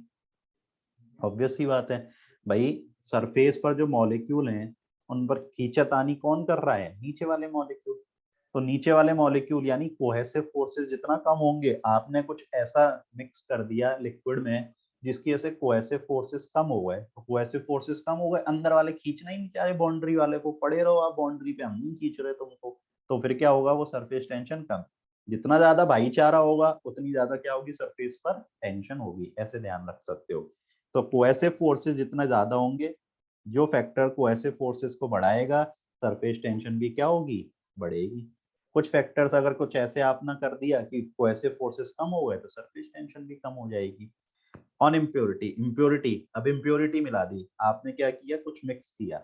अब मिक्स किया, अगर वो कंप्लीटली सॉल्यूबल है, कंप्लीटली सॉल्यूबल मतलब उसके अंदर मिक्स हो जाता है, तो क्या होगा, तो जैसे ही मिक्स होगा कंप्लीटली सॉल्व। अब ये सब थ्योरेटिकल पॉइंट है, बड़ा ध्यान रखना पड़ेगा आपको। अल्टीमेटली मैं आपको याद रखने के लिए बस कुछ एक कहानी सी बोलता जा रहा हूँ जिससे कि आपको चीजें याद रह जाएं। अल्टीमेटली पॉइंट ये थ्योरेटिकल क्वेश्चन सीधा आपसे ये नहीं पूछेगा ऐसा क्यों होता है, क्या हुआ, सिंपल सी बात पूछी कि on increasing cohesive forces what will be the effect on surface tension. तो आपको तो टिक करने वाली बात है, तो उसमें एक्सप्लेनेशन नहीं, एक्सप्लेनेशन तो इसीलिए दिया जाता है जिससे कि आपको थोड़ा सा याद रहे चीजें लंबे समय तक। इम्प्योरिटी से क्या होगा, अब इम्प्योरिटी दो तरीके की होती है, केमिस्ट्री में आपने पढ़ी भी होंगी कि कुछ एक ऐसी जो कंप्लीटली सॉल्यूबल हो जाए, कुछ पार्शियली सॉल्यूबल हो जाए, कुछ इनसॉल्यूबल रहें। तो पहले हमने बात करी कि कंप्लीटली सॉल्यूबल हो, जो कंप्लीटली सॉल्यूबल हो जाएंगी तो वो सरफेस टेंशन को क्या करती हैं, बढ़ा देती हैं। कि भाई वो मिक्स हो गई, मिक्स मतलब क्या है, वो जब लिक्विड के अंदर गई, लिक्विड के अंदर जाके उनने लिक्विड वाले मॉलिक्यूल के साथ क्या कर लिया, बॉन्ड वगैरह बना लिया। तो सरफेस वाले को सिर्फ अभी कौन खींचने की कोशिश कर रहा था, अंदर वाले मॉलिक्यूल। अब उनको मदद कौन करेगा, क्योंकि इम्प्योरिटी मिक्स हो चुकी है, इम्प्योरिटी मिक्स हो चुकी है यानी वो उनके साथ मिल जुल चुकी है। ऐसा समझ लो बाहर से कोई नया बंदा आ गया और आपके साथ वो घुल मिल गया, तो जब कोई प्रॉब्लम आएगी तो वो बंदा भी क्या करेगा, आपकी सपोर्ट करेगा। क्या बोलने की कोशिश कर रहे हैं, मान लो आप अपनी फैमिली के साथ बैठे हुए और आपका कोई खास फ्रेंड आ जाता है, तो अगर भाई आपसे कोई बाहर से कोई लड़ने आएगा तो वो भी आपकी मदद करेगा। तो वही केस है, जो इम्प्योरिटी कंप्लीटली सॉल्यूबल हो जाती है, तो जब सरफेस टेंशन की बात हो, जब खींचातानी की बात होगी, तो वो बंदा भी क्या करेगा, आपको सपोर्ट करेगा। ये याद रखने के लिए पैटर्न, बेटा मैंने अपना पैटर्न बना रखा है, आप अपनी पैटर्न भी बना सकते हो जिससे कि चीजें याद रहें लंबे समय तक। ठीक है। तो जो इम्प्योरिटी कंप्लीटली सॉल्यूबल हो जाती हैं, वो सरफेस पर जो टेंशन है, जो खींचातानी हो रखी है, वो उसको और क्या करेगी, बढ़ा देगी, तो सरफेस टेंशन क्या होगी, बढ़ जाएगी। जैसे कि आप आयनिक सॉल्ट जब मिलाते हो किसी लिक्विड में तो सरफेस टेंशन क्या होती है, बढ़ती है। उसी का वाइस वर्सा कैसा, कुछ इम्प्योरिटी जो पार्शियली सॉल्यूबल है, पार्शियली सॉल्यूबल ऐसी है कि भाई घर में आप तो गए लेकिन ज्यादा आपके साथ घुल मिल नहीं रहे, बस अपने अपने ईगोइटेशन में बैठे हुए हैं, भाई नहीं कर रहे आपसे बात, तो आपको कुछ प्रॉब्लम होगी तो आपकी इतनी मदद नहीं करेंगे। तो वही कहानी है कि वो सरफेस टेंशन को क्या करेंगे, डिक्रीज। आने से आप उनकी क्या करेंगे, जीव जोरी में और लग जाओगे, उनकी सेवा में और लगे रहोगे, है ना।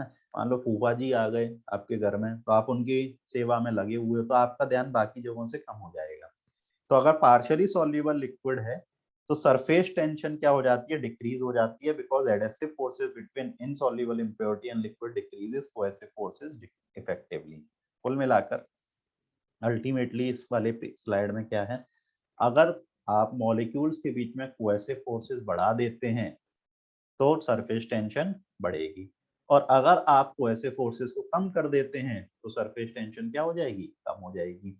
कैसे कम करोगे, एक एग्जांपल यहाँ दिया गया इम्प्योरिटी से। अब इम्प्योरिटी भी दो तरीके की होती है, एक होती है सॉल्युबल, एक होती है इनसॉल्युबल। अगर सॉल्युबल इम्प्योरिटी है, वो आपके साथ घुल मिल चुकी है, तो वो क्या करेगी, सरफेस टेंशन को बढ़ाएगी, सरफेस टेंशन को इंक्रीज कर देगी। और अगर इम्प्योरिटी आपके साथ घुल मिल नहीं पा रही है, यानी वहां पर एडेसिव फोर्सेस का इफेक्ट आपको दिखने लगेगा, तो फिर वहां पर बात चलेगी कि भाई कोएसिव फोर्सेस कम हो रहे होंगे, यानी सरफेस टेंशन क्या हो जाएगी, कम।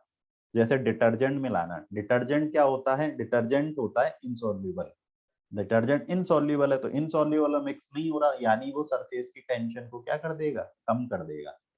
आप ऐसे भी याद रख, सब अपना अपना तरीका, आप ऐसे भी याद रख सकते हो, अगर इनसॉल्युबल इम्प्योरिटी आ गई तो जो मॉलिक्यूल्स हैं, मॉलिक्यूल क्या करेंगे, उसके साथ सॉल्युबल होने में लग जाएंगे, सारी मेहनत वहां करने लगेंगे, तो ऊपर वाले मॉलिक्यूल को जब भी खींचने की कोशिश हो रही थी वो कम हो जाएगी, ऐसे भी याद रख सकते हो। सरफेस टेंशन क्या थी, सरफेस टेंशन क्या थी कि भाई ऊपर वाले जो मॉलिक्यूल है, सरफेस पर बैठे हुए मॉलिक्यूल है, उनको नीचे वाले खींचने की कोशिश कर रहे हैं।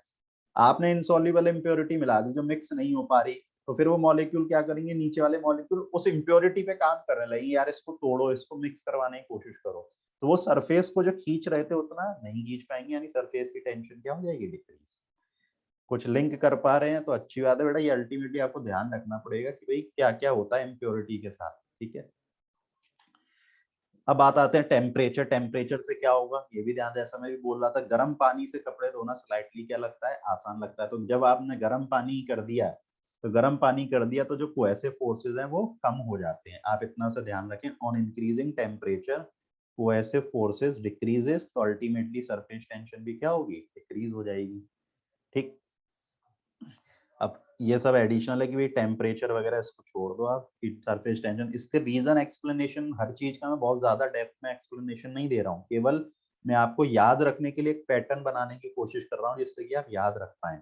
On contamination, dust particle, lubricating particle, for example जैसे आप कई तरीके से आप इसको कैसे समझ सकते हो, इसको ऐसे भी याद रख सकते हो कि जैसे किचन में होता है, किचन में काम करते हैं, ऐसे ऑयल फैल जाता है, तो ऑयल को कपड़े से पोंछने की कोशिश करते हो, तो फिर आप देखोगे वो स्टिकी हो रहा है, क्यों, क्योंकि वहां पर क्या हो रहा होगा, वो उसमें चिपक गया।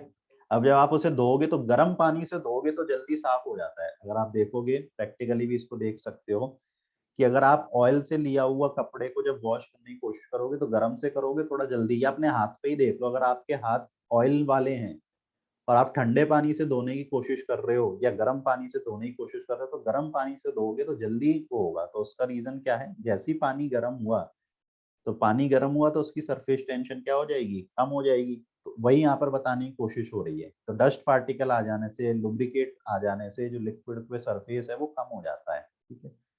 आपको आप ध्यान रखने, कुल मिला के मैं फिर से बोल दूं, मैंने किसी का भी प्रॉपर एक्सप्लेनेशन, मैं खुद एक्सेप्ट कर रहा हूं, मैंने किसी का भी प्रॉपर एक्सप्लेनेशन आपको नहीं दिया है, केवल आप याद कैसे रख सकते हैं ये थोड़ा बहुत समझाने की कोशिश करिए, प्रैक्टिकली जो चीजें आप देखते हैं हो सकता है उससे आपको थोड़ा जल्दी याद रहे।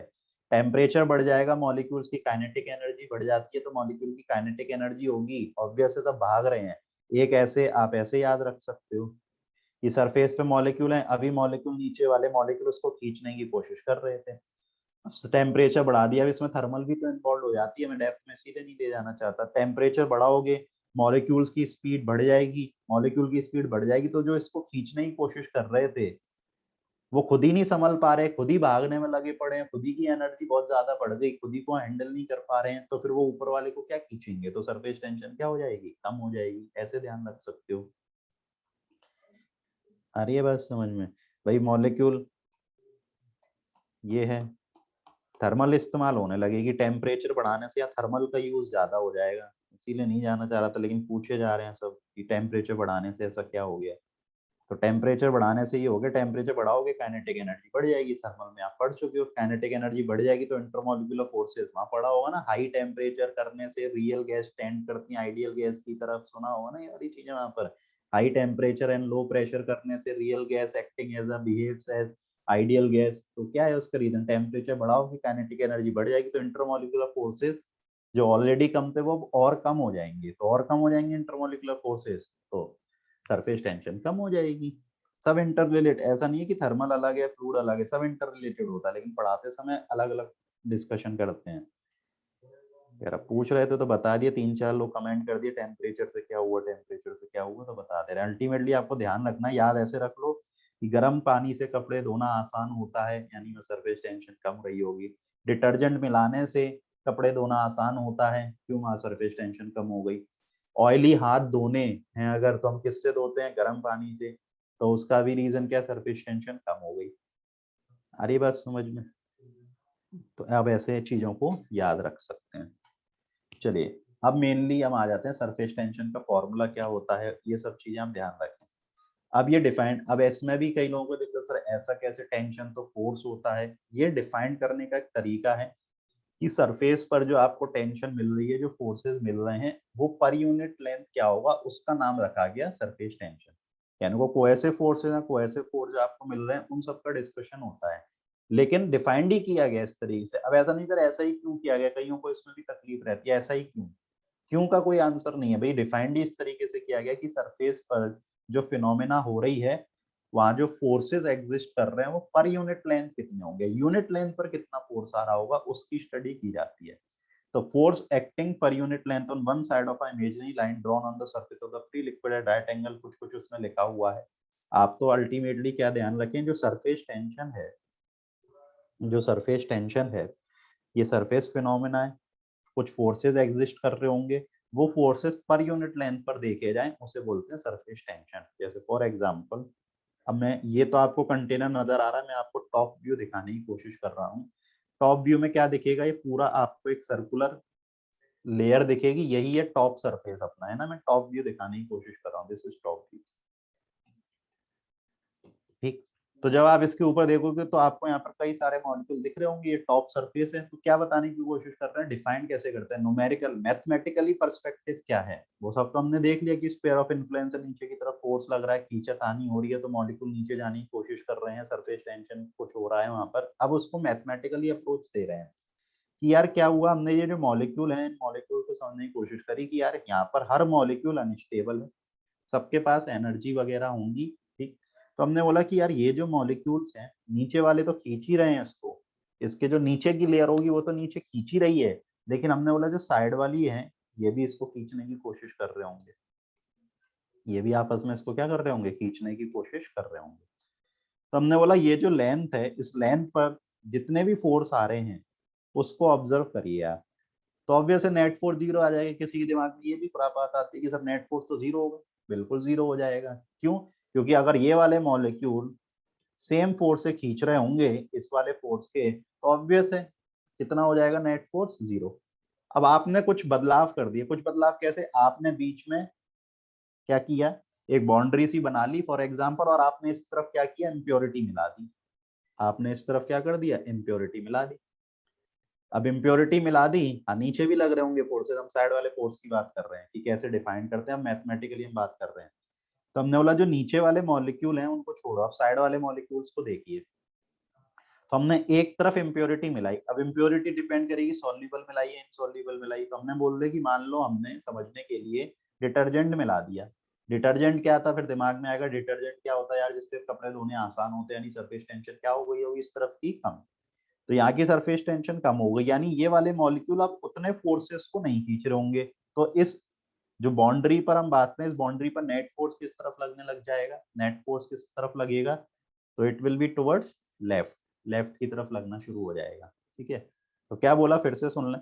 मैंने ये बोला कि भाई कि यहाँ पर मान लेते हैं समझने के लिए टॉप व्यू देख रहे हैं, वापस से समझें। तो नीचे वाले मॉलिक्यूल ऑब्वियसली लगा रहे होंगे, लेकिन हम नीचे वाले मॉलिक्यूल पर डिस्कशन नहीं कर रहे, हम आसपास वाले मॉलिक्यूल पर बात कर रहे हैं। ठीक है,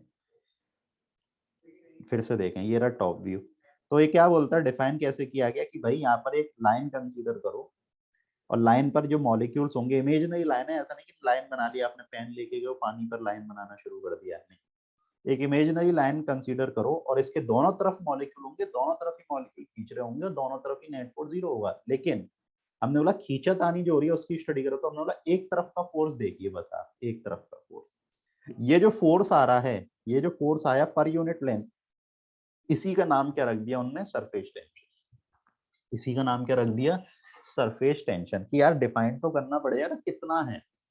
तो हमने बोला जितना जो सरफेस पर फोर्स आ रहा है वो आप किसी एक पर्टिकुलर लाइन पर देखो, क्योंकि एक सिंगल मॉलिक्यूल पर क्या देखोगे, तो आप एक लाइन पर देखिए। इस लाइन पर जो एक तरफ वाले मॉलिक्यूल फोर्स लगा रहे होंगे, पर यूनिट लेंथ जो आएगा उसे डिफाइन किया जाता है सरफेस टेंशन। अब ऐसा ही क्यों किया, क्या है, इसके बारे में अपन डिस्कशन नहीं कर रहे, अपन बात कर रहे हैं how to define surface tension. It is force acting per unit length, इसे बोला जाता है सरफेस टेंशन। यूनिट वगैरह कोई भारी बात नहीं है, न्यूटन पर मीटर, या अगर आप एनर्जी के टर्म्स में देखो तो उसे भी लिख सकते हो। ये बात ध्यान रखें बस कि भाई इसकी यूनिट क्या होती है, और मैथमेटिकली फॉर्मूला क्या है, एफ बाई एल। एफ क्या है, फोर्स है जो किसने लगाया है, अगल बगल वाले मॉलिक्यूल ने। केवल एक साइड वाला हम मॉलिक्यूल की स्टडी कर रहे हैं, एक साइड वाली। ठीक है, ऑब्वियस है दूसरी तरफ भी अगर दोनों तरफ सेम बिहेवियर हो रहा है तो ऑब्वियस है दूसरी तरफ भी वही फोर्स मिलेगा, यानी उसका नेट फोर्स तो 0 आना ही है ना। बट अभी हम बात कर रहे हैं एक तरफ वाले फोर्सेस की। अब इस पे एक छोटा सा क्वेश्चन देखेंगे, क्या बोला गया है, क्वेश्चन ट्राई करिए, फिर आगे कंटिन्यू और थोड़ा सा इसे समझने की कोशिश करेंगे। एक स्टिक है जिसकी लेंथ बता दी, उसने बोला ये सरफेस ऑफ वाटर पे फ्लोट कर रहा है, ये स्टिक है। If one side of it has surface tension, एक तरफ की सरफेस टेंशन 70 बता रखी है उसने, और दूसरी तरफ की सरफेस टेंशन बता रखी है उसने। और मैं वही बता रहा था जो अभी कि किसी तरीके से आपने सरफेस टेंशन कम करवा दी एक तरफ की, तो रिजल्टेंट फोर्स कितना होगा एक्टिंग ऑन द स्टिक। तो रिजल्टेंट फोर्स फाइंड करना है, नेट फोर्स। तो F1 माइनस F2, एक फोर्स आएगा इस तरफ की टेंशन की वजह से T1 इंटू एल, और एक तरफ आएगा दूसरी तरफ की टेंशन की वजह से T2 इंटू एल। तो T1 minus T2 into L. तो T1 70 है और ये कितना है 50 है, और L कितना है 5। तो कितना आ जाएगा 20 और ये 250 डाइन। आ गई बात समझ में। अब ये छोटा सा क्वेश्चन मैंने बीच में, अब इसके आगे फिर थ्योरी है, अभी आप बात करेंगे ना तो फिर थ्योरी है। अब मैंने एक क्वेश्चन क्यों इसके बीच में रख दिया, या क्यों हमने इसको यहाँ पर डाला हुआ है, उसका रीजन क्या है, क्योंकि यहाँ तक जब मैं बता रहा हूँ तो ऑब्वियस है कई सारे कमेंट आ रहे हैं जिसमें ये कितना आएगा, ये 20 इंटू 5 100 आएगा, जो भी वैल्यू आ जाए। ठीक, तो अब इसको थोड़ा सा, अभी इसमें तो हल्का सा एक छोटा सा ब्रेक लगा के अब बात को समझ लें। अभी तक जितनी भी चर्चा हुई इसमें से कई सारे आपके दिमाग में कई सारे थॉट्स आ रहे होंगे, यार ये क्या चल रहा है, ये क्या है, ये ऐसे है, इसमें कई सारी चीजें आपको लिंक नहीं कर रही होंगी, कई विचार आ रहे होंगे, ऑब्वियस सी बात है, बिल्कुल आएंगे। लेकिन जैसे ये क्वेश्चन आया आपने तुरंत सबने आंसर दिया, मैक्सिमम जनता आंसर देना शुरू कर दिया, और कईयों ने जिनने लिखा भी नहीं निकाल तो लिए ही होंगे आप, जो मैं बताने की कोशिश कर रहा हूँ। अब थोड़ा सा रिलेट करो जो मैं आपको थोड़ी देर पहले समझा रहा था, अल्टीमेटली करना तो आपको यही है ना यार, क्वेश्चन आएगा आपको आंसर ही तो निकालना है। आपको सरफेस टेंशन पे कोई रिसर्च नहीं करनी कि यार कैसे सरफेस टेंशन पे क्या क्या होगा, आपने अल्टीमेटली करना ही तो क्वेश्चन ही है। क्योंकि सबसे बड़ा ये होता है कि फ्लूइड पढ़ाते समय सबको ये लगता है फ्लूइड मैकेनिक्स में ये है, सरफेस टेंशन तो सबसे ऐसा टॉपिक है और ये वो, मतलब ऐसा माहौल बनाने की कोशिश हो रही है ये टफ है, ऐसा कुछ भी नहीं है। और उसके लिए सबसे बढ़िया आप अपने दिमाग में ये लेकर चलिए, जब भी आपको कोई टॉपिक, ये यही नहीं कोई भी टॉपिक ऐसा होता है या समझ में नहीं आ रहा है, उसका रीजन है आप उसको सोच ज्यादा रहे हो, सोचो मत उसके बारे में ज्यादा। उस पर साइंटिस्ट नहीं बनना है हमें। आप अगर आपको लग रहा है यार ये कोई टॉपिक टफ है, क्यों, क्योंकि तुम ज्यादा उसके बारे में रिसर्च करने की कोशिश कर रहे हो। यार ऐसा हो जाए तो, वैसा हो जाए तो, ऐसा हो जाए, मत सोचो इतना। क्वेश्चन आया, क्वेश्चन सॉल्व करो, कर लिया ना आपने क्वेश्चन सॉल्व, बस यही करना है हमको अल्टीमेटली। उसकी थोड़ी बहुत आपको समझाने की कोशिश कर रहे हैं, कुछ एक बीच बीच में पॉइंट्स आ रहे हैं जिनको हम बोल रहे हैं कि ऐसे याद रख लेना, ऐसे ध्यान रख लेना, यही रिक्वायरमेंट है यार, इससे ज्यादा की रिक्वायरमेंट नहीं है। हमें अल्टीमेटली क्वेश्चन सॉल्व करके आने, तो वही उसी चीज पे फोकस रखिए। आप परेशान होते कि यार वो टॉपिक टफ लग रहा था, क्यों? क्योंकि आप सोच ज्यादा रहे थे उसके बारे में। सोचो मत इतना, दिमाग मत लगाओ, बिल्कुल लेमैन की तरह रहो, इतनी मेहनत मत करो यार, आराम से चलो। आ गई बात समझ में? तो इतना मत, क्योंकि इस चैप्टर से पहले भी कहीं होगा, अभी 2 सैटरडे को भी आएगी सरफेस टेंशन, कब शुरू होगा, ऐसी भूमिका बांध रखिए कि सरफेस टेंशन टफ चैप्टर है। कुछ टफ नहीं है, डिपेंड आपके ऊपर करता है आप डील कैसे करते हो उसको। अब आप इसको समझने की कोशिश करो, दिख तो रही नहीं आपको प्रैक्टिकली, ये पानी की बोतल है, पानी की बोतल रखी हुई है, अब इसके सरफेस पे मॉलिक्यूल दिख तो रही नहीं, आप सोचने लग रहे हैं यार कैसे सरफेस टेंशन लग रही होगी, यार ऐसे डिटर्जेंट मिलाने से क्या हो जाता है, यार गर्म पानी से क्या हो जाता है, टेम्परेचर बढ़ाने से ऐसा क्या हो गया। आप सोचोगे जितना, क्योंकि आप फील तो ले नहीं पा रहे हो उसको, दिख रहा नहीं है आपको, आप उसमें जितना डेप्थ में जाने की कोशिश करोगे तो आपको लगता है यार समझ नहीं आ रहा मुझे। रिलेट कर पा रहे हो शायद आप मेरी बात, पता नहीं लग रहा हो कि आज ये ज्यादा ही अपने फ्लो में चल रहे हैं, मूड खराब है। अगर आप रिलेट कर पा रहे हैं तो अल्टीमेटली इसमें यही है कि आप चीजें को ध्यान कैसे रखना है, अल्टीमेटली क्वेश्चन कैसे हमें सॉल्व करना है, उस चीज पे फोकस रखिए।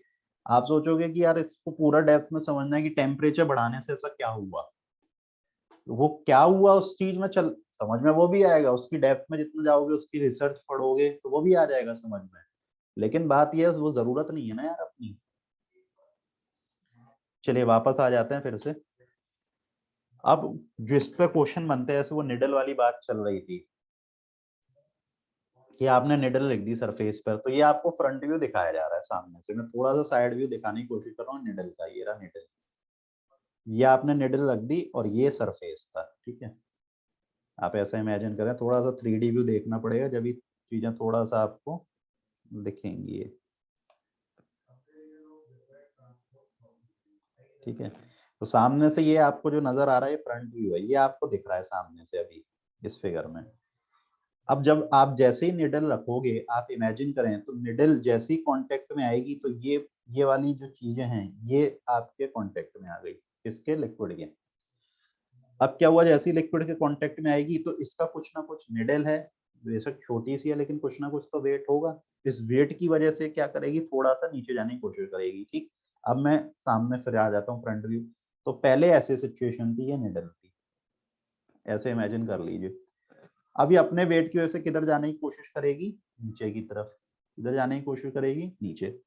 अब ये जो मॉलिक्यूल्स यहाँ बैठे हुए हैं, ये वैसे ही परेशान है, ये आपस में वैसी फोर्सेस लगा रहे हैं यार, एक दूसरे को खींचने में लगे पड़े हैं। और ये जैसी निडल आ गई, ये उनको तोड़ते हुए, इसको अंदर जाने के लिए इस मॉलिक्यूल्स के बीच से जाना पड़ेगा, बीच से जाना पड़ेगा, यानी इनके बीच में जो बना हुआ जो फोर्सेस है, जो बॉन्ड है, इनको तोड़ने की कोशिश चल रही। तो ये सरफेस टूटेगी तभी तो अंदर एंटर होने देगी, ऐसा समझ लीजिए भाई, भाई बॉर्डर बना हुआ है, बॉर्डर बना है, यहाँ पर आपने एक वॉल बना के रखी हुई है, दीवार बना के रखी हुई है, ये मॉलिक्यूल्स हैं, ये अपने आर्मी मैन है, और बाहर से इंट्रूडर आ जाता है कोई, जो इस वॉल को तोड़कर अंदर जाने की कोशिश करेगा। अब वो इंट्रूडर तोड़ के अंदर जाने की, तो ये देखते थोड़ी ना रहेंगे, ये वाले मॉलिक्यूल्स को क्या करेंगे, अपोज करेंगे। क्यों कर रहे हैं अपोज? क्योंकि इनने क्या बना रखी थी, वॉल। वॉल मतलब, इनका मतलब क्या है यहाँ पर, इन सरफेस पर क्या है, सरफेस टेंशन। क्योंकि ये मॉलिक्यूल्स पहले से ही सरफेस टेंशन के से परेशान है, तो जैसे ही ये बंदा आएगा तो ये उसको तोड़ने की कोशिश करेगा, लेकिन ये उसका क्या करेंगे, अपोज। ठीक, तो ये कहानी हो गई। अब मेन मुद्दे पे आते हैं। तो ये अपने वेट की वजह से ये लेयर के अंदर जाना चाहता है, ये क्या अगर जाना चाहता है, लेयर की वजह, अपने वेट की वजह से अंदर। तो ये क्या करेगा, ये सरफेस को थोड़ा सा दबाने की कोशिश करेगा, ऐसे दबा दिया इसने। अब ज्यादा तो वेट है नहीं, इतना तो दम है नहीं कि तोड़ते हुए बिल्कुल ही अंदर चला जाए। तो जो सरफेस है, ये लाइट वेट, जैसे मच्छर बैठ गया सरफेस पर आके, आप नहीं चल सकते लेकिन मच्छर चल सकता है, चींटी चल सकती है पानी पर, आप नहीं चल पाओगे क्योंकि आपका वेट ज्यादा है। तो क्या हुआ कि ये लेयर को हल्का सा दबाया, तो ये जो मॉलिक्यूल्स हैं, ये वाले मॉलिक्यूल्स आसपास वाले, तो ये वाला मॉलिक्यूल क्या करेगा, इसको खींचेगा। जो मॉलिक्यूल दब रहे हैं उसको कौन खींचेंगे, आसपास वाले। क्यों खींच रहे हैं, बिकॉज ऑफ कोएसिव फोर्सेस, और वो कोएसिव फोर्सेस को हम यहाँ किससे बोल रहे हैं, सरफेस टेंशन से। आ रही है बात समझ में कुछ कुछ? ठीक है। तो हमने बोला ये आने लगे। अब यहाँ पर हमने क्या किया, एफबीडी बनाने की कोशिश करी कि भाई ये हो गया थीटा, ये भी हो गया थीटा, तो अब ऑब्जर्व करें। तो जब आप ऑब्जर्व करोगे तो ये जो फोर्स आ रहा है वो फोर्स कितना होगा, T इंटू एल, क्योंकि टेंशन होता है F/L, तो F कितना होगा, T इंटू एल। तो इधर से लगा T इंटू एल, इधर से लगा T इंटू एल, कंपोनेंट लोगे, अल्टीमेटली कंपोनेंट लेने के बाद जो रिजल्ट आता है वो ये रहा, TL sin theta equal to mg। तो थोड़ा सा रिलेट कर पाए एक्चुअल में हुआ क्या है। अल्टीमेटली ध्यान तो ये रखना है कि सरफेस टेंशन के जो हमें कंपोनेंट मिल रहे हैं, ये वाला कंपोनेंट, ये वाले मॉलिक्यूल्स जो हैं ये इनको मिला इस तरफ, और ये वाले मॉलिक्यूल इस तरफ इनको मिला। इन दोनों के कंपोनेंट TL sin थीटा किसको बैलेंस कर देंगे, mg को। mg को अगर बैलेंस कर देते तो ठीक है, लेकिन जैसे जैसे mg बढ़ता जाएगा, ज्यादा हैवी इंसेक्ट आने लग जाएगा तो वो नहीं बैठ पाएगा। मॉस्किटो, चींटी, ये सब बहुत ही हल्के हैं, तो ये लिक्विड सरफेस पे चल पाते हैं। लिक्विड सरफेस के अंदर क्यों नहीं जा पा रहे, क्योंकि सरफेस पर जो टेंशन है, जो वॉल है, जो डिफेंसिव मोड बना हुआ है, वो उसको तोड़ नहीं पाते हैं। ठीक है, अब इस पर बेस्ड कई सारे क्वेश्चन आते हैं। क्वेश्चन कैसे होते हैं कि आपने मैक्सिमम केस के लिए थीटा को क्या मान लिया, 90 डिग्री, तो मैक्सिमम। या फिर ऐसे ही पूछ सकता है कि जो आप निडल रखे हो, इस निडल की जो रेडियस है, ये मैक्सिमम आप कितनी कर सकते हो, रेडियस मैक्सिमम। तो रेडियस मैक्सिमम कैसे करेंगे, हमने बोला मास क्या होता है, डेंसिटी इनटू वॉल्यूम।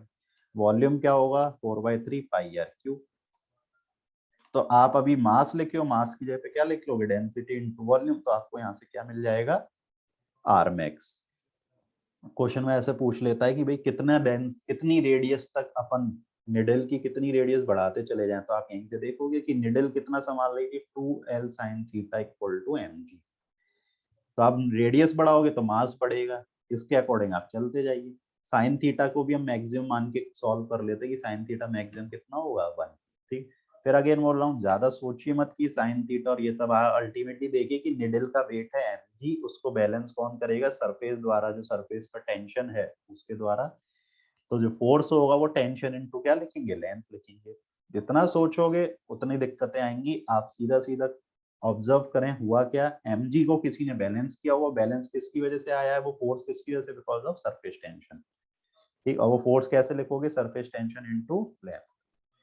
अब उसी तरीके से अभी क्या किया है, अभी बैलेंस करने की कोशिश कर रहे थे, अब क्या कर रहे हैं, उस निडल को उठाने की कोशिश कर रहे हैं। समझिएगा ध्यान से। अभी क्या किया था, ये जो निडल आई थी, ये निडल ने हल्का सा दबाया था, और ये इस तरीके से हमने क्या किया था, mg वाले को बैलेंस करा दिया था सरफेस टेंशन द्वारा फोर्स में। अब क्या कर रहे हैं, इसको उठाने की कोशिश कर रहे हैं। जैसे ही ये सरफेस से उठाने की कोशिश करोगे, तो ये जो मॉलिक्यूल हैं जो निडल के कांटेक्ट में आए थे, ये जो मॉलिक्यूल हैं जो किसके कांटेक्ट में आ गए थे, निडल के कांटेक्ट में, तो निडल के साथ इनके साथ कौन सा फोर्स लगेगा, ऐसे एडेसिव या कोएसिव। तो मॉलिक्यूल निडल के साथ चिपक रहे हैं, यानी वो कौन सा फोर्स आ गया, एडेसिव फोर्सेस। तो एडेसिव फोर्स की वजह से क्या होगा, ध्यान में, जैसे आप निडल को उठाने की कोशिश करोगे, तो ये जो मॉलिक्यूल्स हैं ये भी इसके साथ जाना चाहेंगे, लेकिन इसके जो नीचे वाली लेयर है उनके साथ कैसा फोर्स लग रहा होगा, कोएसिव। उनके साथ कैसा फोर्स लग रहा होगा, कोएसिव। तो क्या बोला कि भाई कि ये जो मॉलिक्यूल हैं जो निडल के साथ, अब ये 3D है, ये मॉलिक्यूल जो चिपक गए हैं, ये मॉलिक्यूल इसके साथ चिपक गए हैं, इसके जो जस्ट नीचे वाला मॉलिक्यूल है इसे अपनी तरफ खींचने की कोशिश करेगा, ये अपनी तरफ खींच रहा है। और ऐसे ही इसके पीछे की तरफ भी होंगे, पीछे की तरफ भी मॉलिक्यूल होंगे जो यहाँ से दिख नहीं रहे हैं हमें, हमें एक साइड के दिख रहे हैं, उनको भी खींचने की कोशिश करेंगे। ठीक है, तो आप जैसे ही इसको ऊपर की तरफ खींचने की, जैसे हल्का सा उठाने की जगह आप जैसे जैसे उठाते ले जाओगे, तो जो मॉलिक्यूल यहाँ चिपका हुआ है और जो सरफेस वाला मॉलिक्यूल है ठीक उसके नीचे होगा, तो उसको नीचे की तरफ खींच रहा होगा। तो TL TL और ये F। तो पूछता कि F कितना होगा, तो F mg के बराबर तो चाहिए, निडल का वेट तो चाहिए ही चाहिए, साथ ही साथ हमें 2TL और चाहिए होगा, क्योंकि दो साइड से मॉलिक्यूल आ गए। नीचे वाले मॉलिक्यूल, किसी के मन में डाउट आता है सर जो इसके नीचे है, तो ध्यान दें ये वाले जो मॉलिक्यूल हैं, इन वाले मॉलिक्यूल को देखें, तो इस पर फोर्स तो लग रहा होगा, लेकिन हम कौन सा फोर्स देख रहे हैं, केवल सरफेस टेंशन, सरफेस वाला, ये सरफेस वाला मॉलिक्यूल है, इन सरफेस पर टेंशन है, तो हम ये वाले फोर्स देख रहे हैं सिर्फ। किसी के मन में डाउट आता है कि भाई सर आपने ऊपर की तरफ उठाया, ये लेयर ऐसे है, ये लेयर ऐसे है, तो ये वाले जो मॉलिक्यूल होंगे ये भी तो चिपके हुए होंगे, इनको भी तो नीचे वाला खींच रहा होना है, बिल्कुल सही बात है। लेकिन हम देख रहे हैं सरफेस वाले मॉलिक्यूल जो आपस में एक दूसरे को खींच रहे हैं, that is surface tension. Surface tension का रोल देख रहे हो आप सिर्फ यहाँ पर, और किसी चीज का रोल नहीं देख रहे आप कि सरफेस टेंशन का क्या रोल है। तो सरफेस टेंशन क्या करेगा, आपको केवल mg का फोर्स नहीं, mg के साथ साथ आपको सरफेस टेंशन वाला जो फोर्स है वो भी आपको चाहिए होगा, तो वो होता है एडिशनल में 2TL। तो कई बार ऐसे पूछता है एक्सेस एक्स्ट्रा, mg तो चाहिए ही चाहिए। अगर आप ये सरफेस टेंशन नहीं कंसीडर करो, अगर आप ये सरफेस टेंशन नहीं कंसीडर करो, तो सिर्फ आपको कितना फोर्स चाहिए होगा बॉडी को उठाने के लिए, तो सिर्फ आपको कितना सा फोर्स चाहिए होगा, mg के बराबर। तो एक्स्ट्रा क्यों आ रहा है, एक्स्ट्रा आ रहा है बिकॉज ऑफ सरफेस टेंशन। कितना एक्स्ट्रा है, 2TL। कितना एक्स्ट्रा पड़ रहा है, 2TL एक्सेस एक्स्ट्रा, ठीक है। तो वो लिखा गया है यहाँ पर। तो फिर से वापस देखें, पहले क्या था, निडल जब रख दी थी तो वेट को बैलेंस करने वाले फोर्स कौन से थे, सरफेस टेंशन द्वारा, तो सरफेस टेंशन आ गए। दूसरा केस देखा है कि निडल को जब उठाओगे तो कुछ एक मॉलिक्यूल चिपक जाएंगे, तो उसके जो नीचे वाले मॉलिक्यूल हैं वो कहेंगे तुम कहाँ जा रहे हो, तो वो उनको नीचे की तरफ खींचेंगे। ये मॉलिक्यूल जो चिपक गया तो इसके जो बगल वाला मॉलिक्यूल है ये उसको नीचे की तरफ खींचने की कोशिश करेगा, ये नीचे की तरफ खींचने की कोशिश करेगा। ये जो लेयर है ये लिक्विड है, ये पूरा लिक्विड भरा हुआ है। जैसे ही आप इसको ऊपर की तरफ उठाओगे तो इस वाले मॉलिक्यूल को कौन खींचने की कोशिश करेगा, नीचे वाला मॉलिक्यूल, ठीक। अब इस पर क्वेश्चन बनते जाते हैं, हो सकता है वो एक्सेस एडिशनल फोर्स पूछ ले, या हो सकता है टोटल फोर्स आपसे पूछ सकता है। पिछले में पूछा था, मैंने क्या बताया था, क्या पूछ सकता है, मैक्सिमम रेडियस कितनी होगी, इसमें पूछ सकता है फोर्स। अब अलग अलग बॉडी होंगी तो फोर्स की रिक्वायरमेंट भी अलग अलग होगी। जैसे आपने रख दी रिंग, और रिंग थिक वाली रखी हुई है अपन ने, ठीक है, मतलब ऐसे एक डिस्क थी, डिस्क में से आपने छोटा सा हिस्सा अलग करके रख दिया। तो ये जो बचा हुआ सेक्शन है इस पे बात करें, तो फिर से देखें, आप जैसे ही इसको किसी लिक्विड पे रख दोगे तो लिक्विड इसके कांटेक्ट में आएगा, लिक्विड कांटेक्ट में आएगा तो यहाँ भी लिक्विड होगा, इमेजिन करना होगा थोड़ा सा, और यहाँ भी ये कंटेनर बना देता हूँ मैं, और यहाँ भी लिक्विड होगा, ठीक। अब जब आप इसको ऊपर की तरफ उठाओगे तो ये वाले जो मॉलिक्यूल हैं, तो ये वाले जो मॉलिक्यूल हैं, ध्यान दो, जैसे ही आप इसको उठाने की कोशिश करोगे तो यहाँ जो मॉलिक्यूल कांटेक्ट में है, ठीक है, इसको ऐसे समझो थोड़ा सा, और मैं समझाने की कोशिश करता हूँ। टॉप व्यू देते हैं पूरा, देखिए टॉप व्यू। टॉप व्यू क्या है, एक कंटेनर है, ऐसे इमेजिन करिए। पहले तो मैं बता देता हूँ सिचुएशन क्या है। ये इसमें रिंग रखी हुई है, एनुलर रिंग है, तो मटेरियल केवल इतने पर है, ठीक है। अब इसका टॉप व्यू दिया, तो टॉप व्यू आपको कैसा दिखेगा, कंटेनर है तो ये तो कंटेनर था, ठीक है। अब इसमें आपने एनुलर रिंग रखी हुई है, ये रही रिंग अपनी। एनुलर रिंग का मतलब होता है अंदर से कुछ एक हिस्सा काट के आपने अलग कर दिया। अब ध्यान से देखें, अब जो जवाब है, जवाब चाहिए होगा, ये जो लिक्विड है, ये वाला लिक्विड, ये एटमॉस्फेयर से एक्सपोज्ड है, बोलिए। ये वाला जो हम यहाँ से देख रहे हैं ये एटमॉस्फेयर से एक्सपोज्ड है, एटमॉस्फेयर से एक्सपोज्ड है तो इसमें सरफेस टेंशन होगी, ठीक है भाई। फिर हमने ये अंदर वाला और देखा, अंदर वाला कौन सा है यहाँ पर, ये वाला, ये भी तो एटमॉस्फेयर से एक्सपोज्ड होगी, ये वाली लेयर, ये वाली लेयर भी क्या होगी, एटमॉस्फेयर से एक्सपोज्ड होगी, तो इस पर भी क्या होगी, सरफेस टेंशन। तो आप जैसे ही उठाने की कोशिश करोगे, अब इमेजिन करें यहाँ जो मॉलिक्यूल्स हैं, आप जैसे ही उठाने की कोशिश करोगे तो ये साइड वाले मॉलिक्यूल्स उसको क्या करेंगे, रोकने की कोशिश करेंगे, बिकॉज ऑफ सरफेस टेंशन। और सेम पैटर्न में यहाँ वाले मॉलिक्यूल जैसे ही आप उठाओगे तो इसके जस्ट नीचे वाला मॉलिक्यूल भी इसको किधर खींचने की कोशिश करेगा, नीचे की तरफ। कितना फोर्स लगाएगा, surface tension into length. Length देखनी होती है कितनी लेंथ पर है मॉलिक्यूल, तो बाहर वाले कितनी लेंथ पर होंगे, 2πr2, अंदर वाले कितनी लेंथ पर होंगे, 2πr1। तो tension into length, tension into length. आगे बात समझ में। फिर से ये एक्सेस क्यों लिख रहे हैं, एक्सेस शब्द क्यों लगाया गया है, एक्स्ट्रा। अगर ये सरफेस टेंशन नहीं होती तो आप कितना फोर्स लगाते, केवल mg। अरे एफ कितना लगाते आप, एफ रिक्वायर्ड, ऐसे समझ लीजिए, एफ रिक्वायर्ड कितना होगा, mg प्लस, mg तो चाहिए ही, रिक्वायर्ड फोर्स कितना, mg plus force due to surface tension. Surface tension वाला फोर्स हमें और चाहिए, तो हम केवल ये लिख रहे हैं, ये एक्स्ट्रा फोर्स कितना रिक्वायर्ड है आपको, टोटल रिक्वायर्ड फोर्स कितना होगा, mg प्लस सरफेस टेंशन वाला। तो ये जो एक्सेस लिखा गया है, एक्सेस मतलब क्या होता है, एक्स्ट्रा किसकी वजह से आ रहा है, एक्स्ट्रा किसकी वजह से आ रहा है, सरफेस टेंशन की वजह से। तो सरफेस टेंशन वाला फोर्स कितना हुआ। कई लोग पूछ रहे हैं एक्सेस मतलब क्या है, एक्सेस मतलब एक्स्ट्रा, एक्स्ट्रा कौन सा आ रहा है, सरफेस टेंशन वाला। mg वाला तो ऑलरेडी है, mg तो एग्जिस्ट करेगा ही करेगा।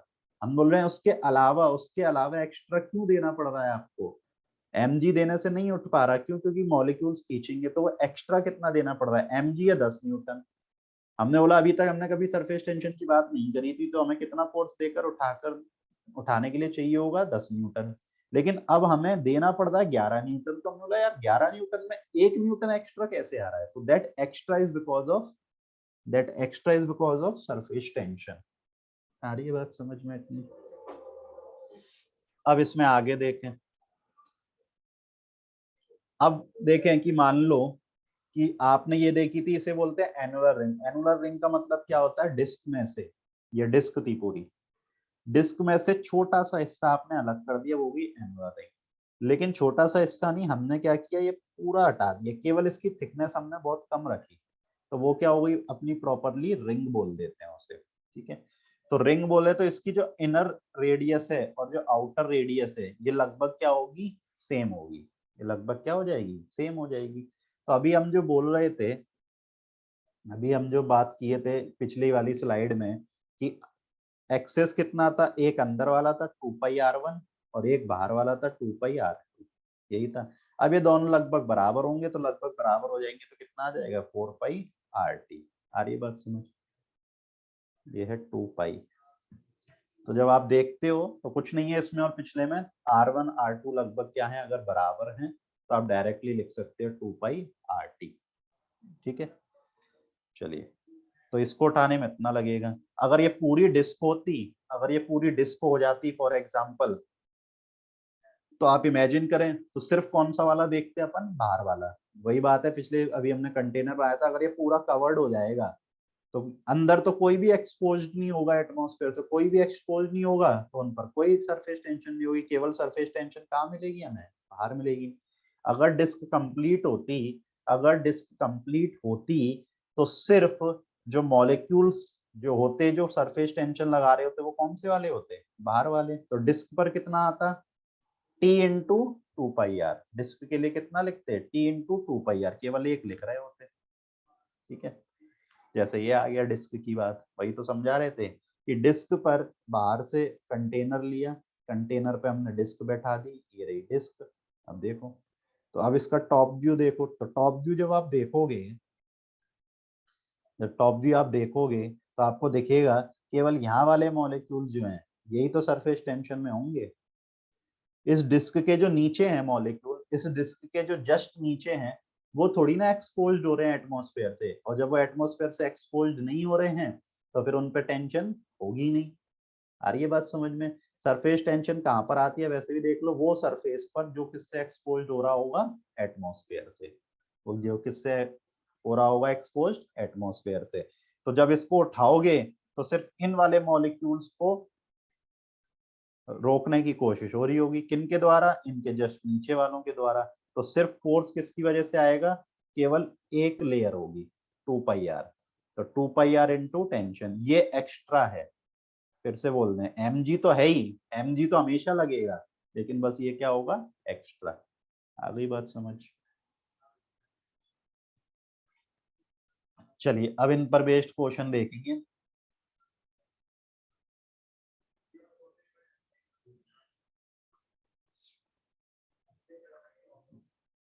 जब बॉडी आ जाएगी तो फिर एडहेसिव फोर्सेस वगैरह भी आने लगते हैं।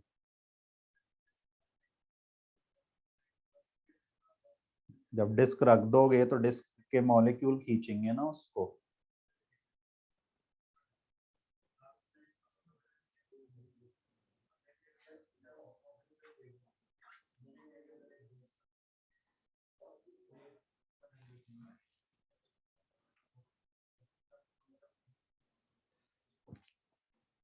जैसे ही डिस्क कांटेक्ट में आएगी तो डिस्क मॉलिक्यूल्स के ऊपर एडेसिव फोर्स लगाने लगेगी, नीचे वाले कोएसिव लगा रहे हैं, ऊपर वाले एडेसिव लगा रहे हैं, तो जो स्फीयर ऑफ इन्फ्लुएंस है वो लगभग भरने लगता है पूरा, तो इसीलिए वहां पर टेंशन नहीं होती है।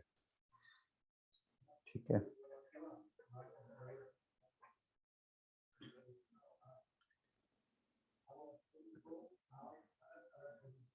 यार एक बात बताइए, मैं ये बोल रहा हूँ, एक बॉडी को, इस क्वेश्चन को छोड़ दीजिए, एक बॉडी एक सरफेस पर रखी हुई है, इसका वेट है, इसका वेट, वेट बोल दिया मैंने, वेट है समझने के लिए, फॉर एग्जांपल मैंने बोला 1 न्यूटन, इसका वेट कितना है 1 न्यूटन, क्वेश्चन को छोड़ दें, कई लोग अभी तक उसी में अटके हुए हैं, मैंने बोला इसका वेट है 1 न्यूटन, इसको लिफ्ट करने के लिए force required to lift, lift करने के लिए फोर्स रिक्वायर्ड टू लिफ्ट, ये 1 न्यूटन होगा, 1 से ज्यादा होगा या 1 से कम होगा?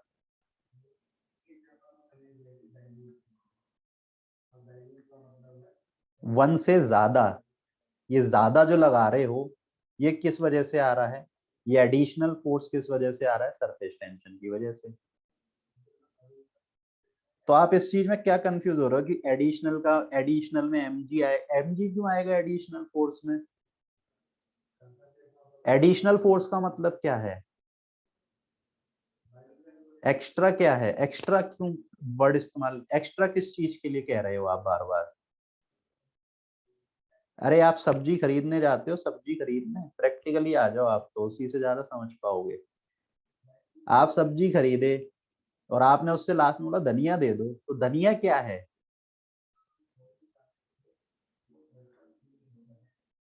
उसी एक्स्ट्रा की बात चल रही है बार बार यहाँ पर। सब्जी तो आप खरीद ही रहे हो, mg तो होगा ही। जब वो आपसे पूछ रहा है एडिशनल बता दो, एडिशनल में आप क्या खरीद के लाए, सब्जी खरीद के लाए हो क्या एडिशनल में?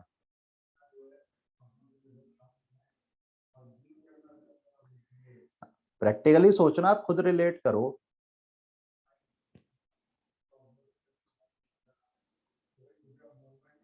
आप किसी शॉप पर गए, शॉप पर जाते हो तो आप कई बार ये लिखा मिलता है buy one get one free, buy one get one free आपने देखा होगा, या buy two get one free, ऐसा ले लो, buy two get one free. देसी बात करें बिल्कुल अपन तो इंडियन स्टाइल में, buy two get one free. तो जब आप सिलेक्ट करना शुरू करते हो तो पहले आप फ्री वाला ढूंढते हो पहले, या बाय टू वाला ढूंढते हो, कि पहले खरीदना कौन सा है, फ्री वाला लास्ट में तो ढूंढते होगे ना, यार ये फ्री करा लेंगे अपन। लॉजिकली साइकोलॉजिकली बात की जाए, आप गए, आपने चीजें देखना शुरू करी, आपने बोला buy two get one free, तो ऐसा थोड़ी ना फ्री वाला उठा के चले आए। फिर आप घर आए, मम्मी ने पूछा बेटा क्या लाए, कि कपड़े खरीद के लाए, एक्स्ट्रा में क्या मिल गया आपको, एक्स्ट्रा,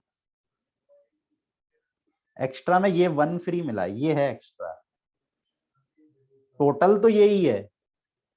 आपसे पूछा एक्स्ट्रा, मम्मी ने पूछा एक्स्ट्रा क्या लेके आए,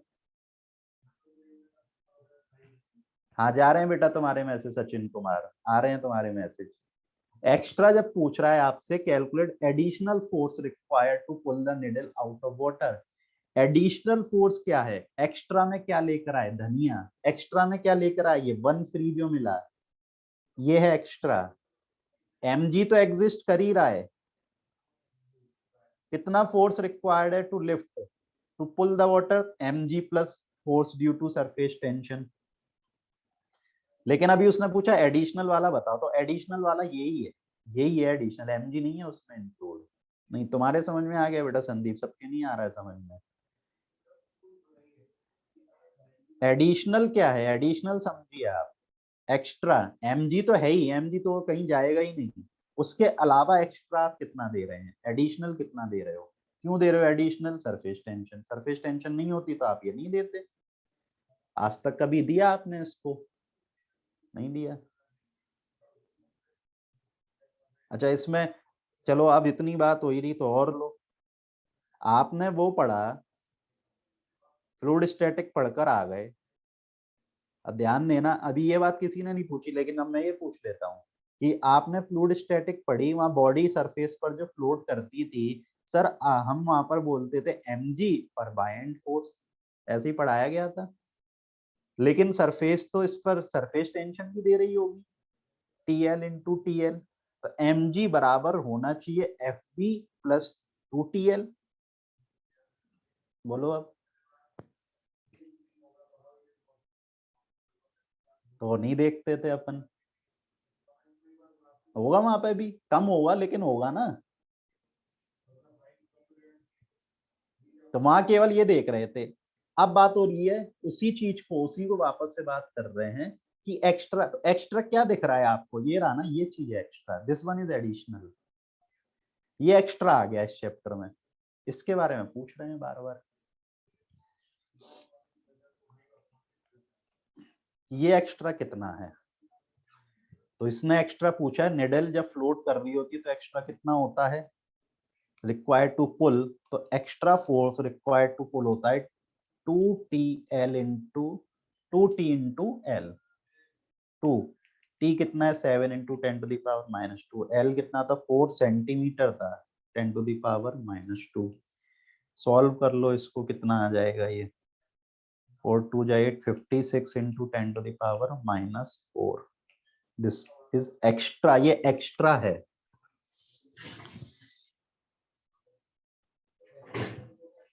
हाँ बिल्कुल होगा, बाय फोर्स नेग्लिजिबल होगा, लेकिन होगा ना, अगर आप बिल्कुल ही प्रैक्टिकली सिचुएशन सोचने की कोशिश कर रहे हो, बिल्कुल एग्जिस्ट करेगा।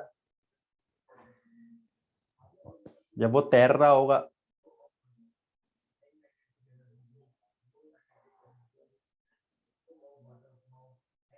सेंटीमीटर में है दादा, सेंटीमीटर में, सेंटीमीटर में तो 4 इंटू 10⁻⁻² नहीं करना होगा क्या?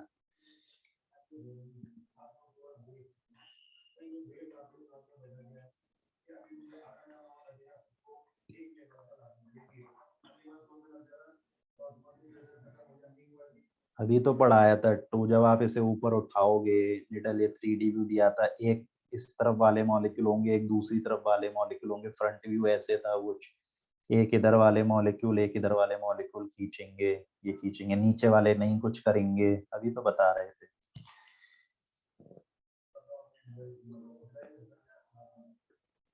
नहीं, निडल के लिए वो 2πr वाला ये वाला सेक्शन नहीं लेते हैं, क्योंकि ये बहुत ही नेग्लिजिबल होता है। केवल लेंथ देखते हैं, निडल की लेंथ देखी जाती है, लेंथ पर, लेंथ के एक तरफ, लेंथ के दूसरी तरफ, ये वाला सेक्शन। निडल के लिए लेंथ है, उसकी रेडियस तो ऑलमोस्ट नेग्लिजिबल है, तो लेंथ को देखते हैं कि लेंथ पर कितने मॉलिक्यूल हैं, तो जब उसे उठाओगे तो दो साइड हो गई, लेंथ की भी दो साइड हो गई, एक एक तरफ वाली एक दूसरी तरफ वाली, तो लेंथ देखते हैं, तो टोटल लेंथ आप पेरीमीटर से जज कर लो, ऐसा भी समझ सकते हो पेरीमीटर। अगर आप, ठीक है बात पूछ ही लिया है तो यही बता दें, ऐसे बताते हैं नहीं है, पेरीमीटर पे बात की जाती है अल्टीमेटली। आप पेरीमीटर देखो बॉडी का, पेरीमीटर जो होगा, ऑब्जर्व करिए भाई, आपने क्या किया, ये डिस्क रखी, तो डिस्क का ये पेरीमीटर था, आपने ये ले लिया, वो एनुलर रिंग का ये एरिया ले लिया, आ गई बात समझ में? तो फिर क्या बात है, अब आपने जब निडल ली तो निडल का पेरीमीटर जब आप देखोगे, ये निडल है, ये रही निडल, तो निडल का पेरीमीटर देखोगे तो एक ये लेंथ दिखेगी, एक ये लेंथ दिखेगी, और ये जो है ये वाला सेक्शन, ये है 2r, ये 2r, ये एकदम नेग्लिजिबल होता है लेंथ के कंपैरिजन में, इसीलिए हम इसको कंसीडर नहीं करते, इसीलिए इसको कंसीडर नहीं किया था हमेशा। वैसे तो पेरीमीटर लिखा जाता है, जो t बराबर f इंटू एल में जब l लिखते हो तो l में पूरा पेरीमीटर देखा जाता है, ठीक, ये है। अरे भाई इसको काटा नहीं है यार, इसको ये बताने की कोशिश करी है, this one is additional force, ये है एडिशनल, ये है एक्सेस, ये है एक्स्ट्रा।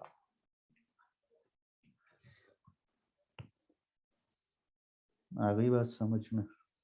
चलिए इसको यहीं रोकेंगे, वैसे तो एक दो क्वेश्चन और थे, नेक्स्ट में देखेंगे इस पे। Take care. ऑफलाइन क्लास कुछ नहीं है बेटा, आपके पास जब भी होनी होंगी ऑफलाइन क्लास स्टार्ट, वापस से मैसेज आएगा, अब ऑनलाइन ही रहेंगी आपकी। ठीक है। एडहेसिव फोर्स से कभी भी सरफेस टेंशन को नहीं देखते हैं, कोहेसिव फोर्सेस से देखे जाते हैं। हाँ, एडहेसिव फोर्सेस अगर कोहेसिव कम कर दे रहे हैं तो फिर कोहेसिव तब बोलते हैं surface tension. Ultimately surface tension is related to cohesive force. Cohesive force कम होना चाहिए, अगर एडहेसिव के आ जाने से कोहेसिव कम हो रहे हैं तो सरफेस टेंशन कम होगी। चलिए इसको यहीं रोकेंगे। बट अभी इसकी इंफॉर्मेशन मेरे पास नहीं है कि एलन में वो सेल्फ स्टडी वाला सेक्शन है या नहीं। एक बार आके आप देख लेना गेट पर, अगर गार्ड अलाउ करते हैं तो ठीक है, वरना रूम पे पढ़ो। अपना पुराना सेक्शन कंप्लीट कर लीजिए, फ्लूइड स्टैटिक, फ्लूइड डायनेमिक्स और विस्कोसिटी एक्सरसाइज 1 लगा लीजिए उसकी बढ़िया से। सरफेस टेंशन का भी कुछ नहीं है, नेक्स्ट में देखेंगे। चलिए अभी इसको यहीं रोकते हैं, नेक्स्ट क्लास का फिर टाइम हो जाएगा।